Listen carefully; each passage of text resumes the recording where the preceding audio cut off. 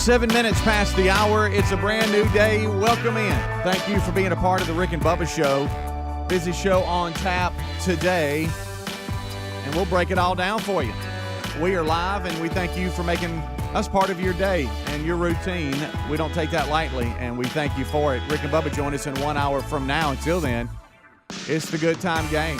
So sit back, relax, or if you want to help produce, you can at 866-WE-BE-BIG. All right, we got a lot happening today. Boom Boom Bazooka is on the phones. It's just funny for me to say. I'm sorry, it's the first time I said it. She is on the phones at 866-WE-BE-BIG. She was our latest intern that was named. She's Kate from Auburn, but she's now known as Boom Boom Bazooka.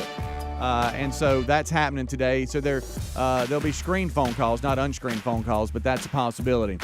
All right, we have a lot happening. The Wheel of Meat could spin today and a whole lot more. So let's get started. Right in there, he's got TV rolling in HD, and I'm talking about Eddie Van Adler. And right over here, we got these other two good ones known as Greg Burgess and Michael Helms. That completes the Good Time Gang. What's up, guys? How are y'all?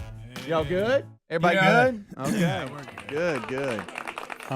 Good enough. So, everybody's good? Kind of good? Good enough. Everybody good. So I want to do something at some point this morning before Greg ruins it for everybody. Okay. And you better hurry. And that's why, because I saw a new movie yesterday on Netflix. You may have already seen it. I want everybody to go watch it before this based one. On a true story. It is, by the way. About fishing? Yes. Okay. I know the Blue one. Miracle. I saw it. I haven't seen the movie, but when I saw the trailer, I went, well, this is a heartwarming story. Thank you. And I went, Greg Burgess will destroy it. He will. I'm going to watch it. You can, because it's based on a true. I like Dennis Quaid's movie. Yeah. I like that, Yeah. but there's no way I can just look at it and tell it's The Blind Side on water. Okay. I can tell that we've made up a bunch of stuff that didn't happen. See, this is what I want. I want everybody to go watch it. It's a good. You get your family in a room. It's a good movie to watch. Premise. It's good acting. Yeah. It's called Blue Miracle, and get there before this one comes in and ruins it. Guys, Yep. you know. That's the first thing I'm going to watch it and give you a report on it because I'm going to tell you, you know as well as I do. First of all, we're trying to save an orphanage by going and winning a big fishing tournament. And they do. Well, what's wrong with you? No, Or you just want to give it away, Well, Rick? It's called Blue Miracle. I know that, but let Not us the let Blue us all Disappointment. Watch it. Let us all watch it. I mean, I never watched that. Thought they're not going to win. Yeah.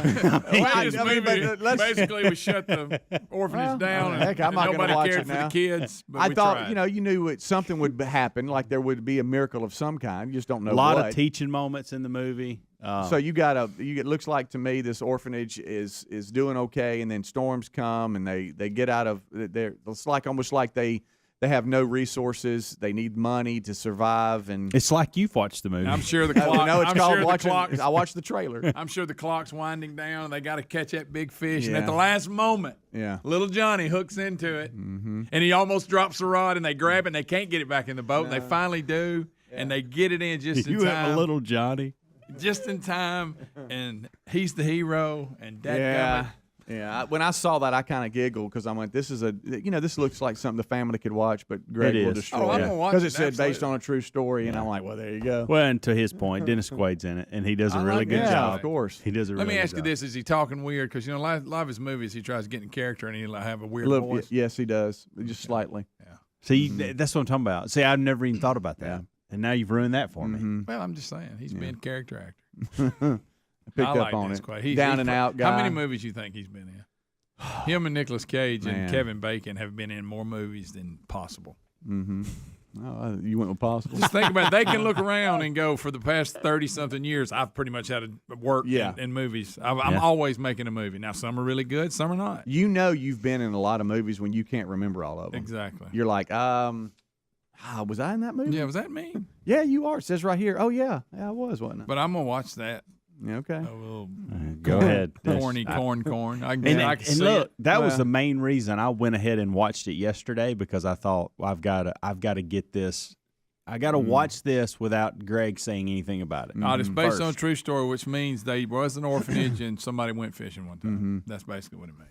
Yeah, I had to break down with the boys based on a true story movies and what that means. What's the difference? How about you got based, then you have inspired by actual events? That's really one they made a lot That of means stuff that up. we kind of have an idea what's going on. We're going to make up a lot. Yeah, we've basically added a bunch of characters. Right. By the way, Which is fine. Yeah. I get it. Look, Right. a lot of good stories are not enough details to last 2 hours, hour and a half. Yeah. You got to Right, add right. stuff. Yeah. Dennis You know? Quaid, real busy, by the way. So, did not know this. We talked about this yesterday with the Irwin brothers, the Kurt Warner story that he's going to play come out Dick December. Vermeil. Oh, Oh, is he He's gonna really? play Dick Cool. Vermeil. Cool. Now listen to this. It Because looks he like was in the singing one. okay. I can only imagine. He's also filming 2 other movies right the now. singing one. Go ahead. He's filming 2 other movies right now. Where one he's going to be Ronald Reagan, and it's called Reagan. Now So that's weird. I can't take him as Ronald can Reagan. I tell you, my I God. can, by the way. You talk about a voice he's going to change. No, I can tell you.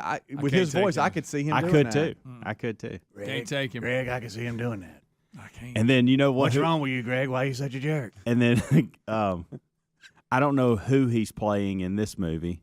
Yeah, it looks like he's in some Joe Exotic TV series coming up. Oh, hush. I'm serious. Yeah, he's a busy man. Please tell me he's not playing Joe Exotic. I don't think so. Is he playing like one of his nemesis? But he's busy right He's now. getting a lot of checks. Yeah. Well, you seen he got him a real young wife. He's got to keep her up, I guess. Well, he does. Yeah, We did that story last year. What's she You like? do. Barely legal? How old is she? She's really young. Nobody's helping you right now. I'm just looking at you. I don't think she's barely legal. Let me look it up. Yeah, I please think she's do. late Go ahead and 20s. Google that, Claw. I think she's late 20s. Well, anyway, no wonder he has to work, is what I'm saying. Because he's probably got a lot of people who's having to pay. You said barely legal. Well, Go ahead, Google it. I'm We got some looking it time. up now. No, you She's- don't jump in and help him. Well, let's see. Now, if she's barely legal, I'm going to. I'm that gonna fall would out be funny. because he normally has. She's like 39, Greg. no. No, there's a 39-year difference. That's Okay. That's what it is. So That's a he's big difference. 66, so do the Yeah, math. so she's not barely legal. Now she's 39 years younger, 39 years. but she's So not barely Think legal. about when you were 39, okay? And people that were born that year. So she's in her late 20s. Oh, wow. I tell you this right now, you can't do that. You can't get your mind around that one. Good night. You had her at barely legal. Well, maybe I was exaggerating. 10 years, 12 years off, something like that. Forgot he was married to Meg Ryan. How about that? Yeah, sure was. Forgot about that. Wow, we're off in it, y'all. What's Meg Ryan doing today? I don't know. I think she's one of them that got weird lip surgery. Yeah, no, she did. She did have a lot of And cosmetic surgery done. Let me give these actresses a heads up. If your lips are not just naturally big, Yeah. then leave them alone. Right, you don't want to be talking like this. If you look like you're having a reaction, to something. If your lips that you get in the ate. way of talking, that's tough. It was like when Her last movie was 2018. Rick and Bubba, Rick and Bubba.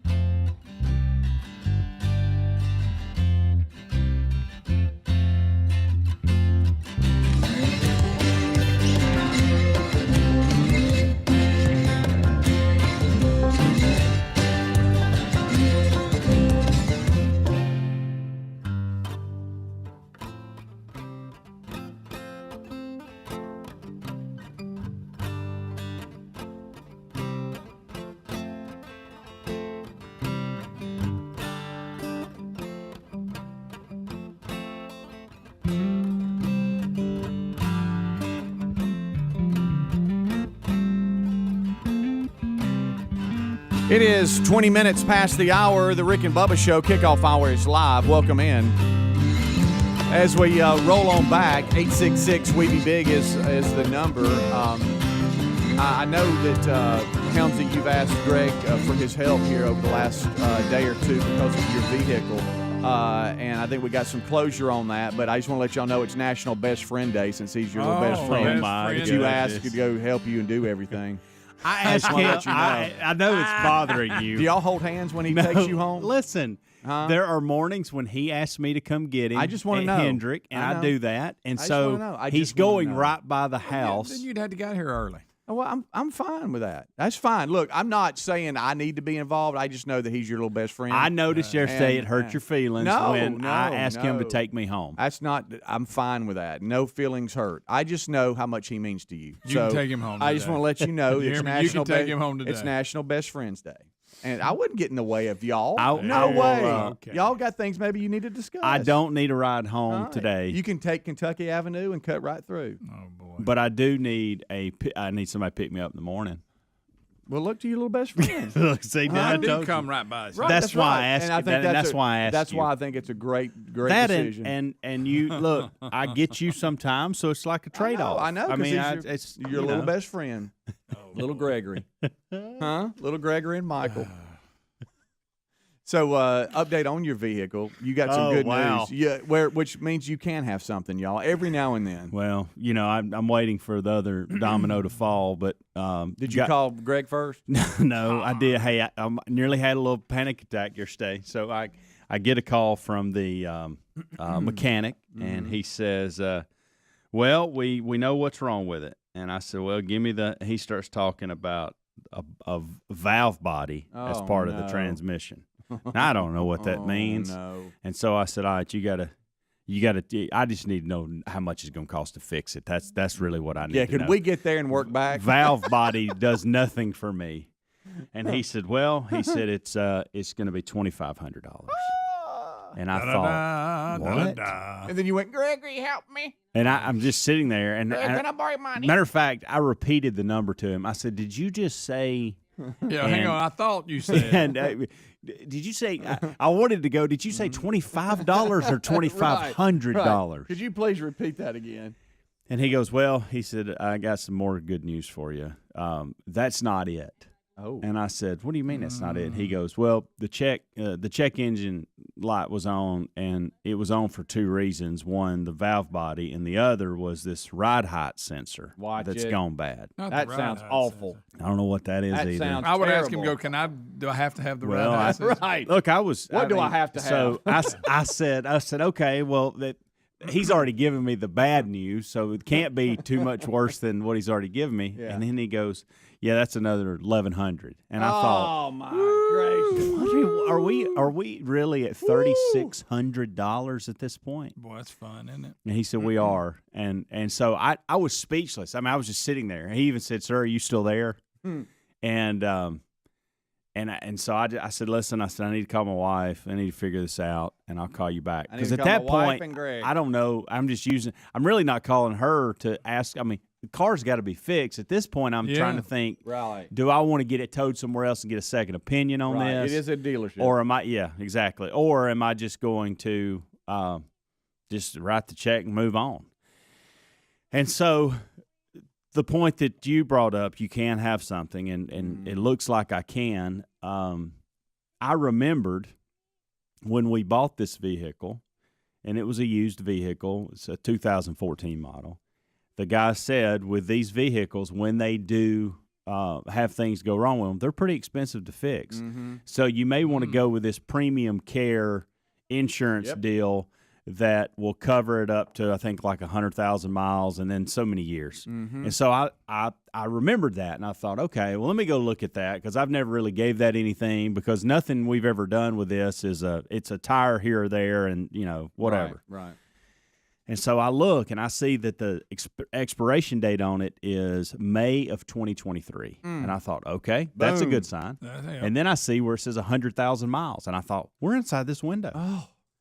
So I called them. You thought maybe I'm looking at it wrong. I did. I was questioning myself the whole time. I thought, there's no way that this is going to work out. Yeah. And so then I I called them and they were like, "Oh yeah, both of those are covered. I just need that. I need your mechanic to call us and we'll take care of everything." Oh, wow. And I'm just, I mean, it was like, What a day. I was so excited, I got chills. What a day. You know, so now Did you run around the house? I was fired up. There was a couple of fist pumps. I'm not gonna lie. I mean, Of course. Dancing, I was little dancing. I was ecstatic. Ripped my shirt off at one point, and Spit on your knees like you scored a goal. Right. and so I called Amanda back because she was now. I probably should have made that phone call before I called her the first time. Yeah. So I called Yeah. her and gave her the good news, and so she was in a better frame of mind. And anyway, so now we're just in that whole deal where we only got one just car waiting. because it is going to take. By the way, people that work in this, they know. I mean, first of all, the car market's just like the housing market. They're expensive right now. Not only that, car parts. Hey, they're expensive and they're hard to find. I mean. And so he's pretty confident he can get one of the parts today, but it may be the end of the week before he can get another one to fix. I don't know which one it was, but nonetheless, I think we're probably looking at about Friday before we're back into vehicles. But you'll take that problem if it's No if it's a zero doubt on the cost. And Oh, so yeah. the other thing, normally in situations like this, and it's very rare for us to be down a car for more than a couple days, we go rent one. It's part of our insurance. You get so many. I think it's like $40 a day towards a rental car, which usually will get you an economy car. I don't know if y'all have priced a rental right now, but because of what I just said, with everything going on in that market, I think an economy car was about $100 a day. Yeah. Oh, yeah. So I may be having y'all just pick me up, drop me off. So Well, the don't plan, say y'all. Just look at him. look at your best friend. The plan today is, so he grabbed me this morning at the house. They're my friends. Of course, we got Vacation Bible School this week with Madeline, so she's either being taken with one of her friends or they can pick up, so we're taking. So what Amanda's going to do is she's going to take to Vacation Bible School, then swing by here, grab me, and we're going to go to her work, and we'll drop her off, and then come back here, and then I'll just go get her this afternoon when she's ready to come home. Mm-hmm. And then I'll have a car to get kids where they need to be throughout the day. So I think we're going to work that plan for a couple of days and avoid the rental if we can. But hey, it's been a while. You one car people, I don't know how you do it. Yeah, we got lucky when Terry's air conditioner went out last week or week before last. Her parents have two cars and one they don't use that much, and so they were like, yeah, use it for a couple of days. But if it hadn't been for that, we'd have been in a handle. Because, we got big family and a lot of moving parts, and you're down to one vehicle that can be complicated, but you're working through it. We got the best friend. Well, and I may do this. I had a buddy reach out yesterday, to your point, and he said, hey, I've got a truck that basically sits in my office that I don't drive hardly ever. If you want to borrow it, you can. But I hate borrowing somebody's What about that truck. old truck you used to drive when you had to load stuff? You talking about the blue? What did I call it? Is that your dad's truck? No, it's father-in-law's. Okay. He doesn't have that truck anymore. Okay.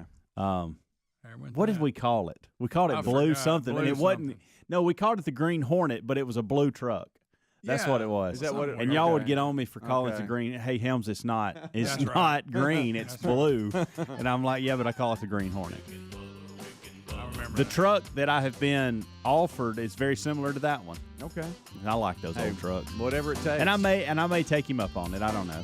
This depends on how busy our schedule gets over the next couple of days. Yeah. All right, we'll take a break. Thanks for We'll the come back. ride this morning. Hey, by the Greg. way, y'all Hey, really no think I'm problem. kidding? Today really is Best Friend Day. Rick It and really Bubba, Rick and Bubba.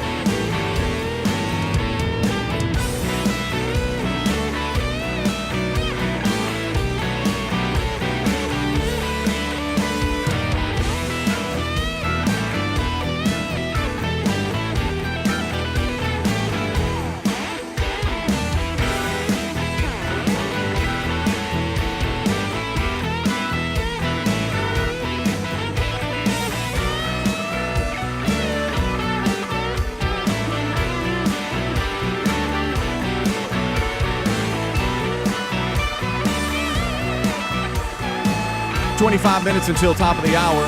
Thank you so much for tuning into the Kickoff Hour. We are live right now, and in 30 minutes from now, you'll hear Rick and Bubba, or see Rick and Bubba for the main show, and we thank you for being a part of it.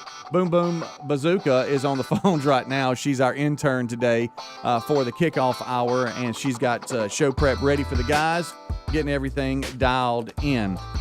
So, you know, I don't know how you guys are when it comes to weed kill around the house. You know, I know you got to be careful, and you don't want to get it on you and all this kind of stuff. I get that. But I used to buy the small containers and then just spray it. But then I went a couple of years ago to, you know, getting the mix and just diluting it with water and getting a backpack sprayer on. And it just now it lasts. One container lasts for a long, I mean, years for me anyway. And so yesterday I was like, you know, I'm going to, you know, spray around the house. I've noticed some weeds that have gotten out of control, and so I need to dial that in. It's been on the list, and I'm like, yesterday I was like, I'm going to do it. So I did, and it was God, it was hot, but it was probably, I would say, maybe around maybe 2 o'clock, 1:30, 2 o'clock. All right, to your point, I want to ask Greg something. Oh. Greg, when you dropped me off yesterday, did you look at my yard and go, dang, he's let those weeds get out of hand? No. Okay. He's not very observant. He's not, but I wanted to see, but that gives me a gauge on a little bit. But you don't want to ask him that. I know that. You would have noticed it, but I was wanting to know, is it so bad? If it's so bad, he would have noticed it. Right. So it's not too terribly bad at this point. But to your point, I've got the same thing and nearly did that yesterday too, but I looked at the radar. Okay. I didn't. And that's part of it. I knew that there was a chance of rain, and I knew that, you know, really the Mississippi-Alabama line, it was getting most of it because it was just coming, you know, from south to north and just kind of – and I thought, well, it'll go west of us today. I never really paid attention to the radar. So I get out there, and I probably spend 30 minutes. It's hot. I mean, it's humid. Real. Oh, my gosh. So humid yesterday. Oh, I thought, I mean, come on. Gosh, it was hot. So I'm just sweating. I'm hot. I do the spray in. I come in, take a shower. I'm like, man. Yeah. Terry's getting home from work, and I'm like, hey. Daddy's been spraying weed. Hey, sprayed weed kill on that area that we've been talking about. You know, I'm all proud of myself. Sure. And then all of a sudden I go, was that thunder? Yeah. And she said, I don't know. And I pulled up the radar, y'all, and there was. Well, did you not know it was going to rain? Well, I was just saying that I didn't look at the radar. I didn't know that it was that big a rain chance. Yeah, it is. Yeah, well, I know it's all week, but I for some reason didn't think that it was going to rain that much. You thought you could get I didn't know it was going to be red and yellow. Yeah, okay. Kill a fella. I mean, I didn't know it was going to be red and yellow, and it's a lot of red and yellow. I mean, boy, will it flood a fella. And it started raining and didn't stop until when I went to bed, it was still raining. And so I feel like I've probably wasted every bit of my time yesterday. Now, it was really hot. It was really sunny. So I don't know if it dried and we're good to go. Now, it says 24 hours, before you get it wet or something for best results. So now I don't know, do I go back and do it again as a precaution or just wait and see if I get it? Because it's going to take a minute for you to see, okay, it's starting to turn. I got them. It'll take 3 or 4 days. So you don't know exactly how much time between the first drop of rain and your last spray? Probably maybe 4 hours, 3 hours. You may have got something. I'm kind of making that up. Now the problem is sunshine on it after you. Yeah, but you're not listening to me today. It was really sunny. And I looked this up. Good. Don't worry about it. Because I was about to call it a gully washer. Oh, boy, but here's the thing. It wasn't a gully washer. Because a gully washer is a short period of rain. Extreme short period of rain. And last night was not that at all. Yeah. Goodness gracious. I mean, it rained and it rained and it rained. All right, so I've got like a little hill behind the house, and some of the neighbors run up down it for exercise? Some of the neighbors have put pine straw out, planted some trees, and then some haven't. It's just natural. Where is yours? Mine's natural. Okay. We haven't gone and done that yet. Which means you don't want to fool with it. But I do have to fool with it on keeping it cut down. You just have to add any tree. It's just how you want to fool with it. You don't let it just grow out of control. Yeah. And so every now and then. What if you did? Every now and then I'll let it get away, and I got to get up there, and I'm having to weed eat, and it's up to your knees, and it's I mean, what I would think probably 45 minutes to an hour, and it's just constant work. Now it's going straight up, and you should have poisoned it. And I guess about a month ago, I had let it get out of control, and I tried to knock it out when it's not real wet because it gets slippery. Yeah, and so I was up, and you never know in one of the in these sidewalk neighborhoods and all this kind of stuff if people are like watching you and they're just being entertained because you're about to fall and you're slipping everywhere. And I'm sure this is very entertaining for someone. Absolutely. I got to the top of that and fell all the way to the bottom. Did you get to rolling? Well, no, luckily I didn't roll. I slipped and I slid, and almost like I was going feet first into second base. I have no pine straw. It's all weeds. Thank goodness you slipped more. And so I slid and I went down. The weed eater just goes tumbling end over end. It gets to the very bottom and it's still running. Oh yeah, just waiting on me. Here I am. And so I get You're up, trying to gather I yourself. jump up, and I look around like, did anybody see that? That's my first move. Yeah, and I don't know if anybody saw it or not. I think they didn't because my neighbors would be raising on me. You had heard, ha! Yeah, hey, buddy, did you fall? And so I was like, or somebody man. might have said, are you okay? Yeah, probably not. And so I get through that, and so then like last week, a week before last, comes another one. Time to weed eat. It's getting out of control. I got to knock it down. Don't let it get too high. You're always in that. Okay, today's the day. And Terry said, well, if it's so slippery, why don't you just go and use some of JC's or Reese's old still baseball spikes? Yeah, absolutely. Yeah. And I'm like, I think there's some cleats in the garage. So you got your weed eater and you're going click, click, click, click, walking across the concrete. And which Terry started laughing about. Because it sounded like I was a baseball player going to the concession stand or going to get a foul ball. Yeah, toting a weed eater. Yes, toting a weed eater. I go out there, but I got to tell you, it works. Up to this point, I'm not sliding. You can grip. I am gripped in. I would never make fun of you on this front because I wear golf spikes. Okay. Because I have fell on pine straw. I've got 45 to 60 degree angles and I have to spray and walk, pick up limbs and all that. And I cannot go up there without my golf spikes on. Right. They're the plastic spikes, but they're still. I wear golf shoes when I'm doing yard work because of this. So it's a great idea. Right. I wished I'd have pulled up at your house. You came out around the back, walking across the concrete, toting that weed. And you won't slip. With your spikes clicking. and these cleats, the right toe is a little worn out, but because they're old cleats, they're in the garage for a reason. I mean, they're done. But they got new life now. They're my weed eating cleats on the heel. But so far so good. I knocked it out a couple of days ago. And no problem. And safety glasses, aerate my gloves, and my spikes. You aerate the yard when you're walking around. Right. You do. Now, yesterday when I was do high knees.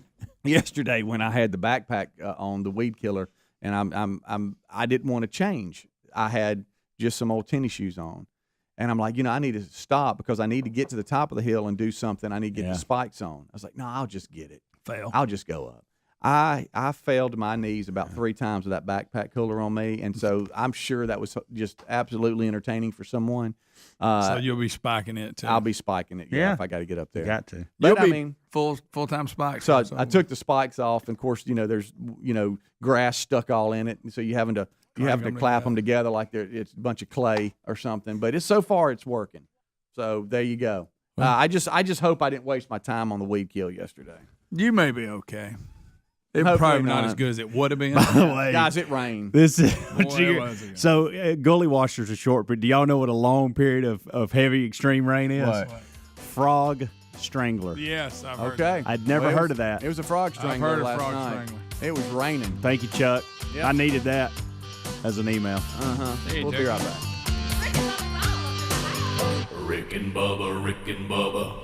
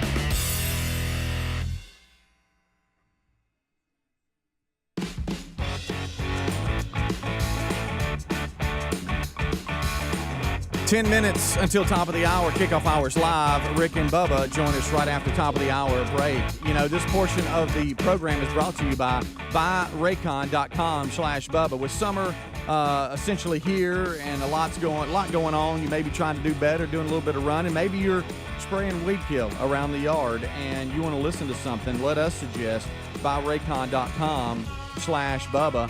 These wireless earbuds, you'll love them. They're powerful earbuds at half the price of the premium audio brands. And these wireless earbuds, folks, are built to go anywhere, too, with quick and seamless Bluetooth pairing and a compact charging case. You need to check it out because they have a 24-hour battery life, too. They're a must-have for your daily grind all day, every day. And get 15% off now at buyraycon.com/Bubba. They'll give you a 45-day happiness guarantee, too.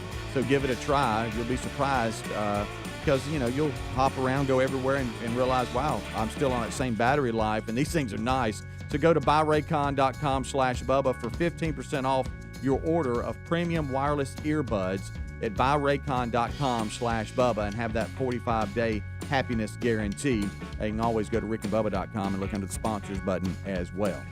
All right, guys. So somebody brings up a valid point in regards to you spraying weeds. They said, you know, you probably don't need to worry about whether or not yours actually worked, but did any kind of runoff get in your yard or in other people's yards from everything you did spray? Yeah, luckily a lot of it was. I think we're okay there because where I did spray, there's not like. Well, you know, you've killed your neighbors. I will say this. Now, I will say this. There was so much rain. If it washed mine away, it washed everything. I mean, I agree with that. There was so much rain. One house at the very end of the road is just piled up there. Everything they got's dead. Yeah, really. Well, that's what you get for living at the bottom. No, I'm kidding. I used to be that bottom guy. The last house, you would get everybody's runoff. You're like, I'm down here. Here it is. So I get everybody's leaves. A plastic bottle. Everybody's leaves come in my yard. Right. But I think because of where I was spraying, I think we're okay as far as that's concerned. Hopefully it took hold, and I'm just going to sit back and wait, and if I start to see the effects of what I did, then I'll just go, all right, did it, done. If not, I guess I'm back out there. But anyway. Spiked on. And ready. thank you. I'm getting a lot of emails from landscapers telling me giving me some ideas on that hill on just kind of stunt the growth and where you're not having to do it as much. See, I need that because it is a constant battle. Keep your spikes on, y'all fine. Goodness gracious. Yeah, but I think I'm having to spray too much of this stuff. And I don't use Roundup. It was probably some kind of, I buy it at the local hardware store, and it's a big 2 or 3 gallon deal that I mix, and it's in a big white bottle. I don't even know what it's called, but it's supposed to be more potent and more for landscape. But I'm telling you, it's a never ending battle. I mean, I almost wish there were grass I had to mow. Apparently, there's growth regulator spray that you can use. Stunt the growth a little. So anyway, they said you just don't have to weed eat as much. So we'll see. We'll see. I like the sound of have that. y'all heard of dry scooping? I can't say I have. But No. Well, that apparently, sounds like something that's offensive. Yeah. Well, I think of ice cream when I hear that. Dry scoop. Right. I don't know why. Well, because it has nothing to do with ice cream. I did look it up in the break. I don't know why. I'm not a big TikTok guy. I don't go there and just because there's some people that can get in on TikTok and an hour goes by and they're still on related videos and it just never ends. Well, it's chock full of life hacks and fitness trends and all this kind of stuff. Well, apparently there's this thing called dry scooping that has caused major health issues for at least 2 users, including claims that she had a heart attack because of this. Wait a minute. And it's these new these new trends and challenges. Okay. And what it basically is it one of those deals? Yeah, it's Like getting drinking a gallon of milk in an hour. Yeah. There It's pre-workout powder, and then just you talking about what you would mix a protein shake. and see if you can't take it down with no mix at all. Just dry. Yes. Wow. I kind of want to try try that with Gatorade. You know the Gatorade scoop? I do it with a spoonful in a minute. I used to do it with Gatorade. We'd have it on the trucks at work, and I'd give me a scoop. And the other guys I've done it with sugar before. The intent, they say, not only is the challenge, but also dry scooping allows the performance-enhanced supplements pre-workout to enter the bloodstream faster than typically and what's mixing the it with a drink. What's the advantage of choking down I don't dry know. powder so you can get in there a little bit quicker? It's going to get in there. Yeah. You're fine. You don't have to do that. Dry scooping. So I dry scoop Gatorade because I like sour stuff. This little fad that's going on now, it shows the users swallowing the powder mix and then trying to chase it with liquid. But they're just Think about how that would feel in your throat. So they're doing I know, a whole I know. scoop. Yeah, it just says that they're just whatever they normally mix with liquid. They're doing dry. We got any in the kitchen? I don't think so. I couldn't do my spark like that. No, that'd burn your throat. And they're basically warned. So this is a little PS. Don't do this because they're warning. Hey, it could have some bad effects. I think we got some in the kitchen. You want to try it? Do we? I'll get a spoon. I'll do a spoonful. Well, that don't count. Well, Greg, that's a half a scoop. Guys, it's saying not to do it. I don't think my heart. I think my heart can take it. I also have another little scoop. world record here that Greg is going to absolutely shred. Good Lord. So don't think you can enjoy this. Is this one of those that sounds impressive when you hear it, and then you break it down? And we got a Wisconsin father has set a new push-up record, a world record, to raise money for families of fallen first responders. All right, so that's serious, and it's it's for a good cause. But here's how he did it, and this is what y'all are going to rip to shreds. Calendar.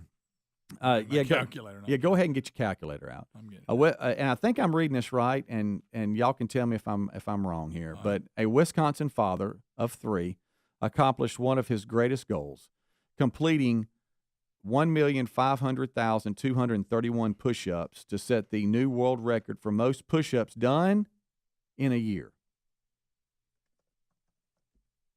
Not in, in other words, I know you can't do over 1 million push-ups at one time. Wait a minute. But so he did. How many would that be a day? Well, just That's divide what you it got to up. figure it up. What'd you say? 1 million what? 1,500,231. Well, good night. Here we go, right here. I'm gonna How many? This. I'm How gonna many? highlight. What was the total? 1,500,000. Yep. 231 push-ups in 1 year. 365 days. Correct. He did it on the 50-yard line of the MetLife Stadium in New Jersey to break the record. Oh, he did it in front of one first place? No, it says here to break the as he was record I got you. in front of first responders during a halftime of the 48th annual Fun City Bowl, How an many is annual that? showdown between the fire and the police departments there in New York. It's a football game that they have, and that's where he did it to break the record. I don't know about this. What? How many do you do in a day? You said 1.5 million. Yeah. This is what I'm divided by seeing. 365. Mm-hmm. That's over 4,000 a day. That can't be right. Is that? Am I reading it right? 1,500,000. Yeah. Okay. That's 4,000. 1,500,000. I mean, 231 push-ups. Is that? I mean, in a year. So he's doing 4. Okay, now that is impressive.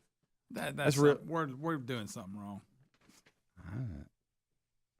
I'm doing the math. If that's it, I mean, it's just. I want to know who counted them. It says that the record for most push-ups in 365 days had interested him for a few years. He said, "I knew the challenge was going to be tough. I knew what I was taking on.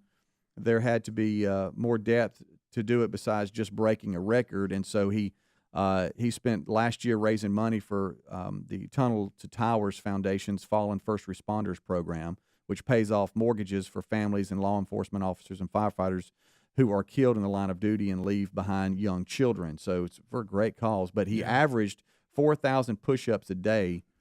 How? In this? Okay, I take it back. That is impressive. Very impressive. Well, yeah. But I want to know who's the official counter. Greg, you do anything 4,000 times a day, He it's probably impressive. did, even if he did 2,000, it's still impressive. That ain't the record. It says here, and it says, although he has done more than 1.5 million push-ups, his 12-month quest isn't over until June 13th. But apparently he's already breaking the record. That's a lot of push-ups. Yeah, that's a lot. I'm not of good at push-ups. push-ups. I bet his arms and chest are Good night. legit. Bubba, Rick and Bubba.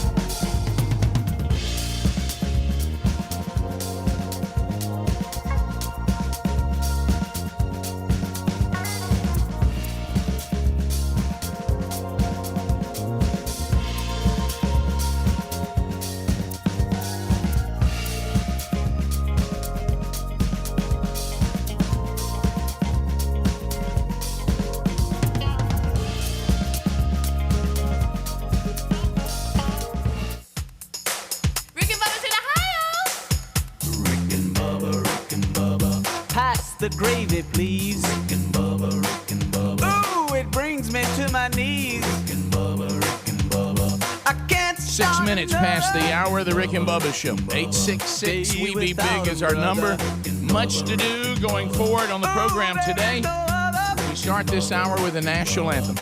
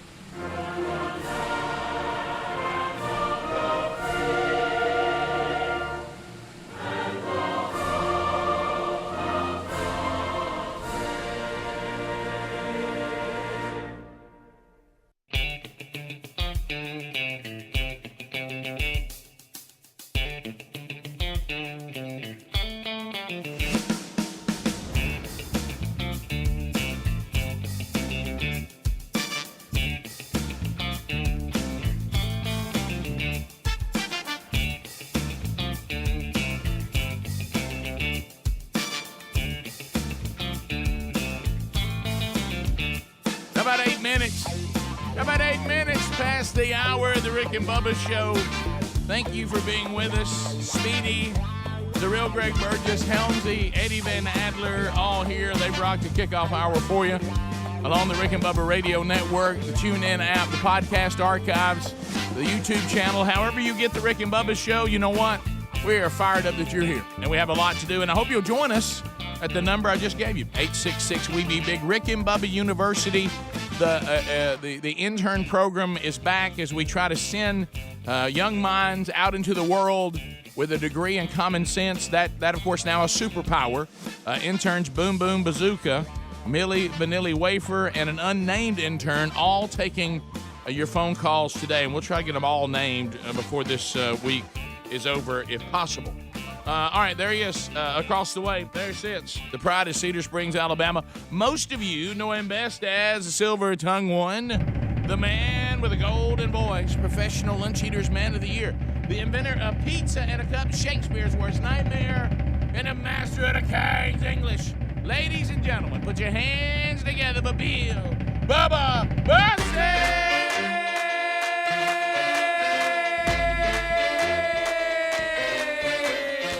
Howdy, Bubba. How about it, Rick Burgess? Friends, neighbors, and associates. Hey. Southern Top.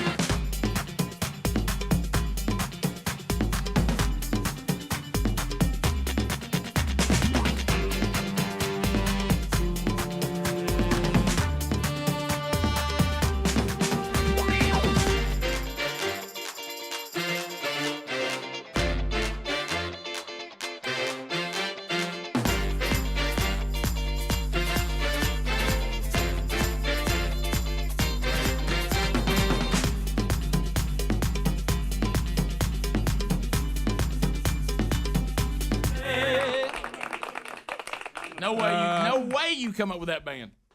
I got it. That is, is that, I got it. I get Whiskey Falls and Sounds a lot like them. and this group confused. No way. Well, I knew it before you asked me. Their lead singer's Brian White. That's good.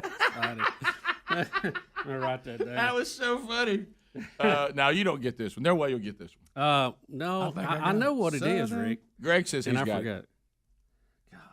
I don't know. I give up. Greg, Crossing Dixon. that is correct. There Right. you go. Crossing. Greg, there it is. Again. Yeah, right again.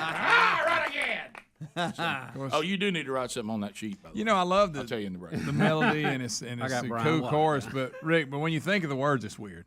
It is. Raccoon. Well, what My he's father's a what trained he's my trying mother. to say is that he is representing I get it. all that is country music. You know, I got I'm the next. You know, what's the song by the Greg Allman Band? Midnight Runner. I'm the next Midnight Rider. Train, that's Johnny Cash. All that. My I daddy got was it. a train. I know. You know, now the wind I need a little help there. That's good. It's really good. Well, song. that It's really really good. good You don't song, know. though. That's the unspoken. Is that all That's we got? the from moving them? They through. never say They never did anything else. Yeah, we thought they were going to be big. Remember? I mean, we thought after that, man, they'll be huge. Well, you know, Greg, you really great song. Greg, you and I back in the day. Really, yeah. I've noticed our band people as bad as people who play little ball. You know, I played in the band, but anyway, you remember writing songs sometimes, and in this case, we have it. It's rare that you get a melody that everybody likes and a chorus that everybody likes. No. You got the word. And a bridge. And this one has an outstanding hook on the chorus, but really the melody's not very good. The verses aren't real good. Yeah. Well, It's like they didn't really know what to do there. yeah. We got the chorus. And But the chorus, I guarantee you the chorus came first. yeah. And you had to build and then around somebody it. said, all right, we got to build something around this. Yeah. Somebody- But Greg, on those rarest, when the melody and the phrasing and the bridge and And the you go, it's and the all chorus there. and it's all there. It's all there. Those are so rare. Yeah, they are. But anyway, And I think that one qualifies. That's when you hit rewind and hear it again. yeah. Now that chorus I can hear over and over again. Oh, yeah. Sing it out loud in your truck, Sure. just like you like it. Blare it. You know, till you step out and realize you're getting too old to drive trucks that have lifts in them. You're struggling getting in. You remember? Oh. Do you remember me telling you that I was one injury Yep. away from not being able to get in and out of there? You know, I'm having back trouble. Yeah, and well, I am too. forgot about I that. am too. And back trouble and lift kits don't go. Well, you remember the last time I had a lifted Jeep that didn't have a step on it? I ended up having knee surgery. Right. Just throwing my knee up. Yeah. And I'm not too far now. I think. Well, I will go this too. Something happened yesterday getting the oil changed in it because I asked you some pointers on oil change. Something happened yesterday, and I don't know what it is, and I do need some kind of training. I know there's something about you go to where it shows you your oil level and you press on your brake or what. How do you reset the thing that tells you? It's they not didn't do right? it at the oil change No, place. and that goes back to Oh, my wow. story. I'll tell you a story. You turn the key on and you like step on the brake twice Yeah. or something. It's different in different ones. makes and models. So Yeah. anyway, You can't. You got to know the code. You That's got to do right. the steps. So anyway, we have a lot to unpack on the program today, both personally and around the world. And we got a little sports we'll throw in, and a video today that is going to get us going. And Yeah, I got to sit down. I've caught bits and pieces of some of the College World Series, the girls softball, but I got to watch the whole game last night, and it was it's crazy. A lot of fun. A lot of scoring last night. Good gracious. Greg, Nathan's famous adds plant-based vegan hot dogs. You Yeah. think Joey Chestnut's going to eat that? No. Has he just vetoed that right now? Yeah, he ain't Yeah, gonna that's got that. So we got a lot to jump into, and we may or may not get another intern name today. We'll give her name today or tomorrow. We'll just see how the flow of the show goes today. Be paying attention. Wheel of Meat is in play too. Maybe another opportunity for you to win outside of that. So stay close. As the Rick and Bubba show is, we've already had a full kickoff hour, and now the big show moves forward. More when we come back right after this. Rick and Bubba, Rick and Bubba.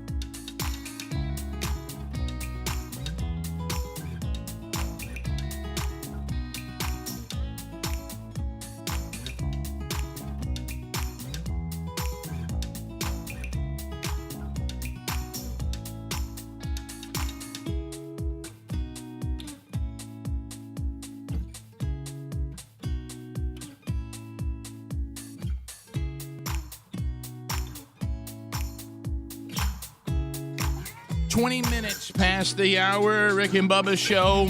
We're back. So, you know how we've talked about that. There's those weird times in life where you feel like did my mind wonder that I go through a time warp?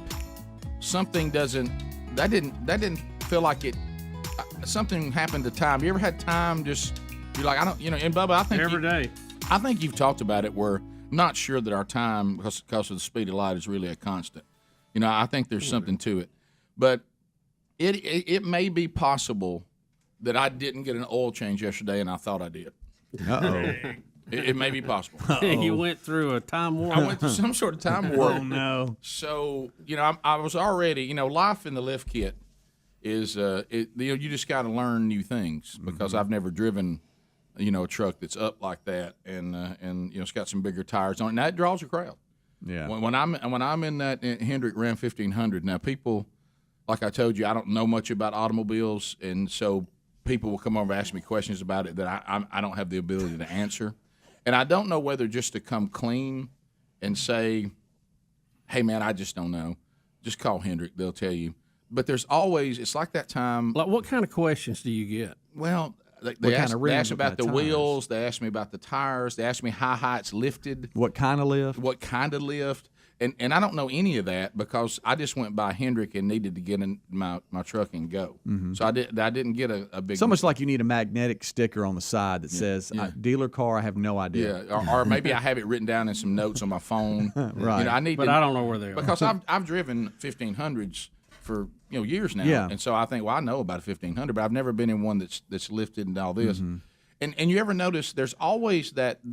I don't know if y'all been through it because I think has everybody here, Hams, I don't know if you've ever gotten to do it. I know Adler hadn't, but I think all of us have had at least a short run other than Hams and Adler where we get to drive a dealer car with different arrangements. Yeah, I've never done that. Yeah, but I know, Speedy, you have, Greg. I've been on Joel about that for quite some time now.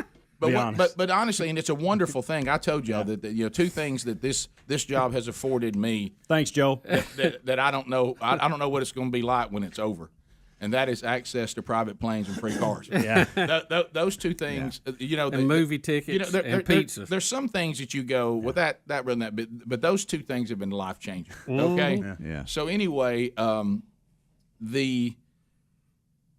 there's always this sense, since we're driving someone else's vehicle, that people you can see there's just a hint, if they don't know you, which is normally in the beginning, that you might have stolen it. Because they're very concerned how little you know about it. You know it. Yeah. Like I pull in to get my oil change and I don't know how to get the hood open. And I'm looking around and they're like, well, now what kind of oil do you use in this car? And I'm like, I don't know, man. Is this your car? There's always there's always that, and I'm like, it is, but it isn't.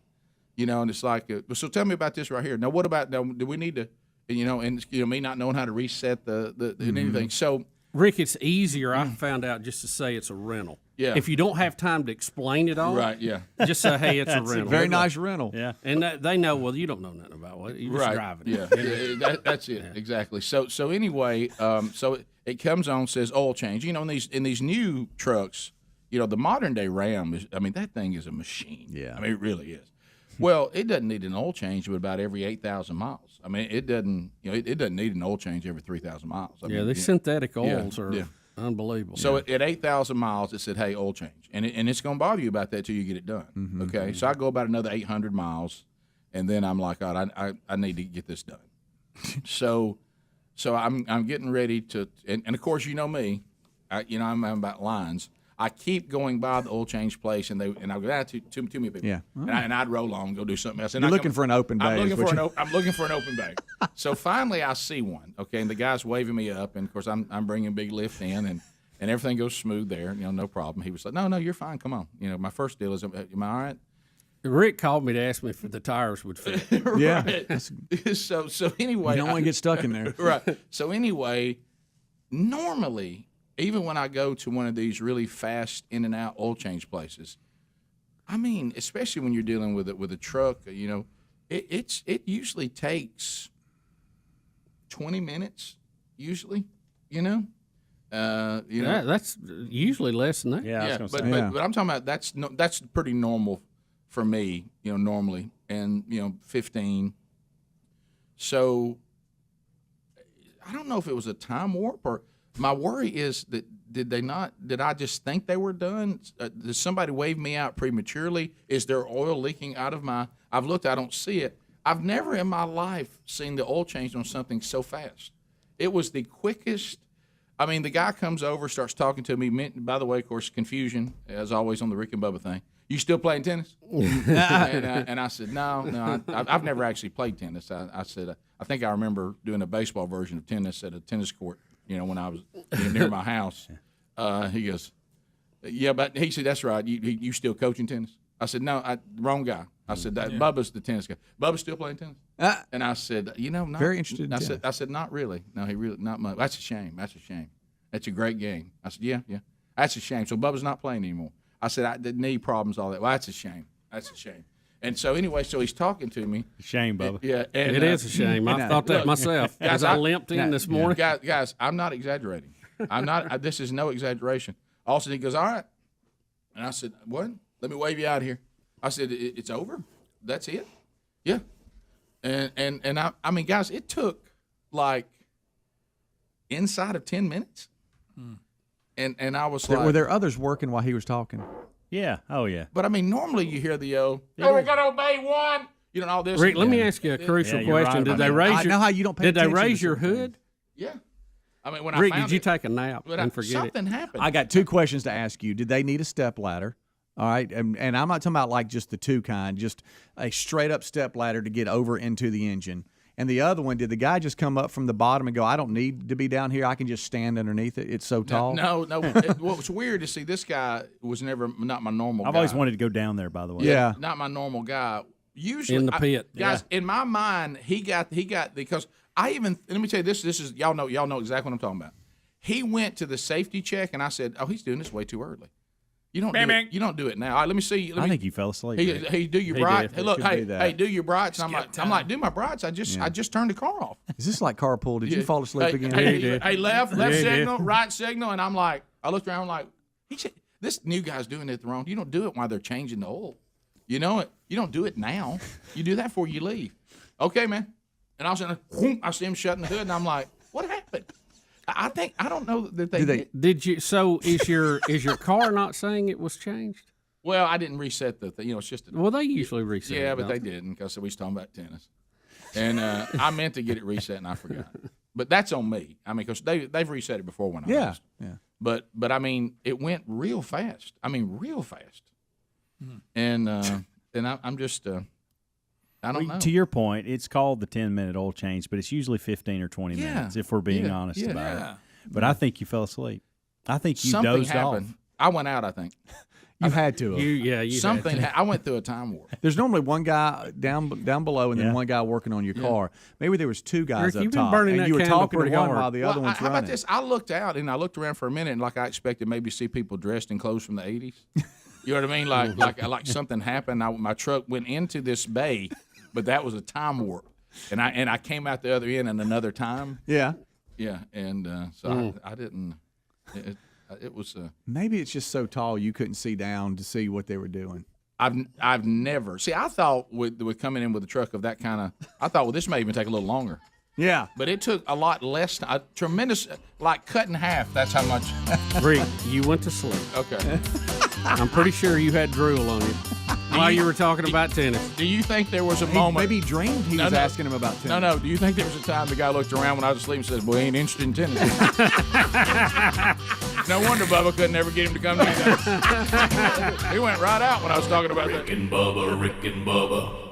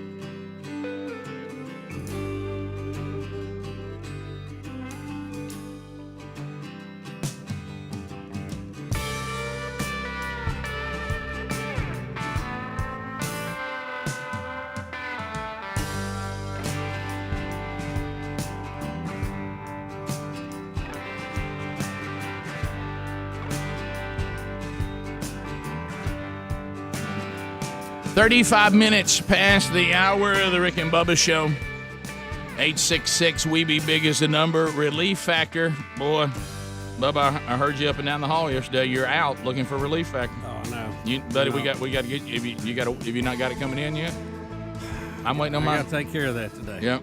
I'm popping 2 packs a day. And when my old back bothers me, I go to 3. But if you are looking to maybe find a solution for your situation, and you've tried everything, and it just getting all the different emails of people who've tried this, and this was the answer, and the fact that it's a 100% research-based formula created in the beginning to help combat the root causes of inflammation and the body's natural inflammatory response function.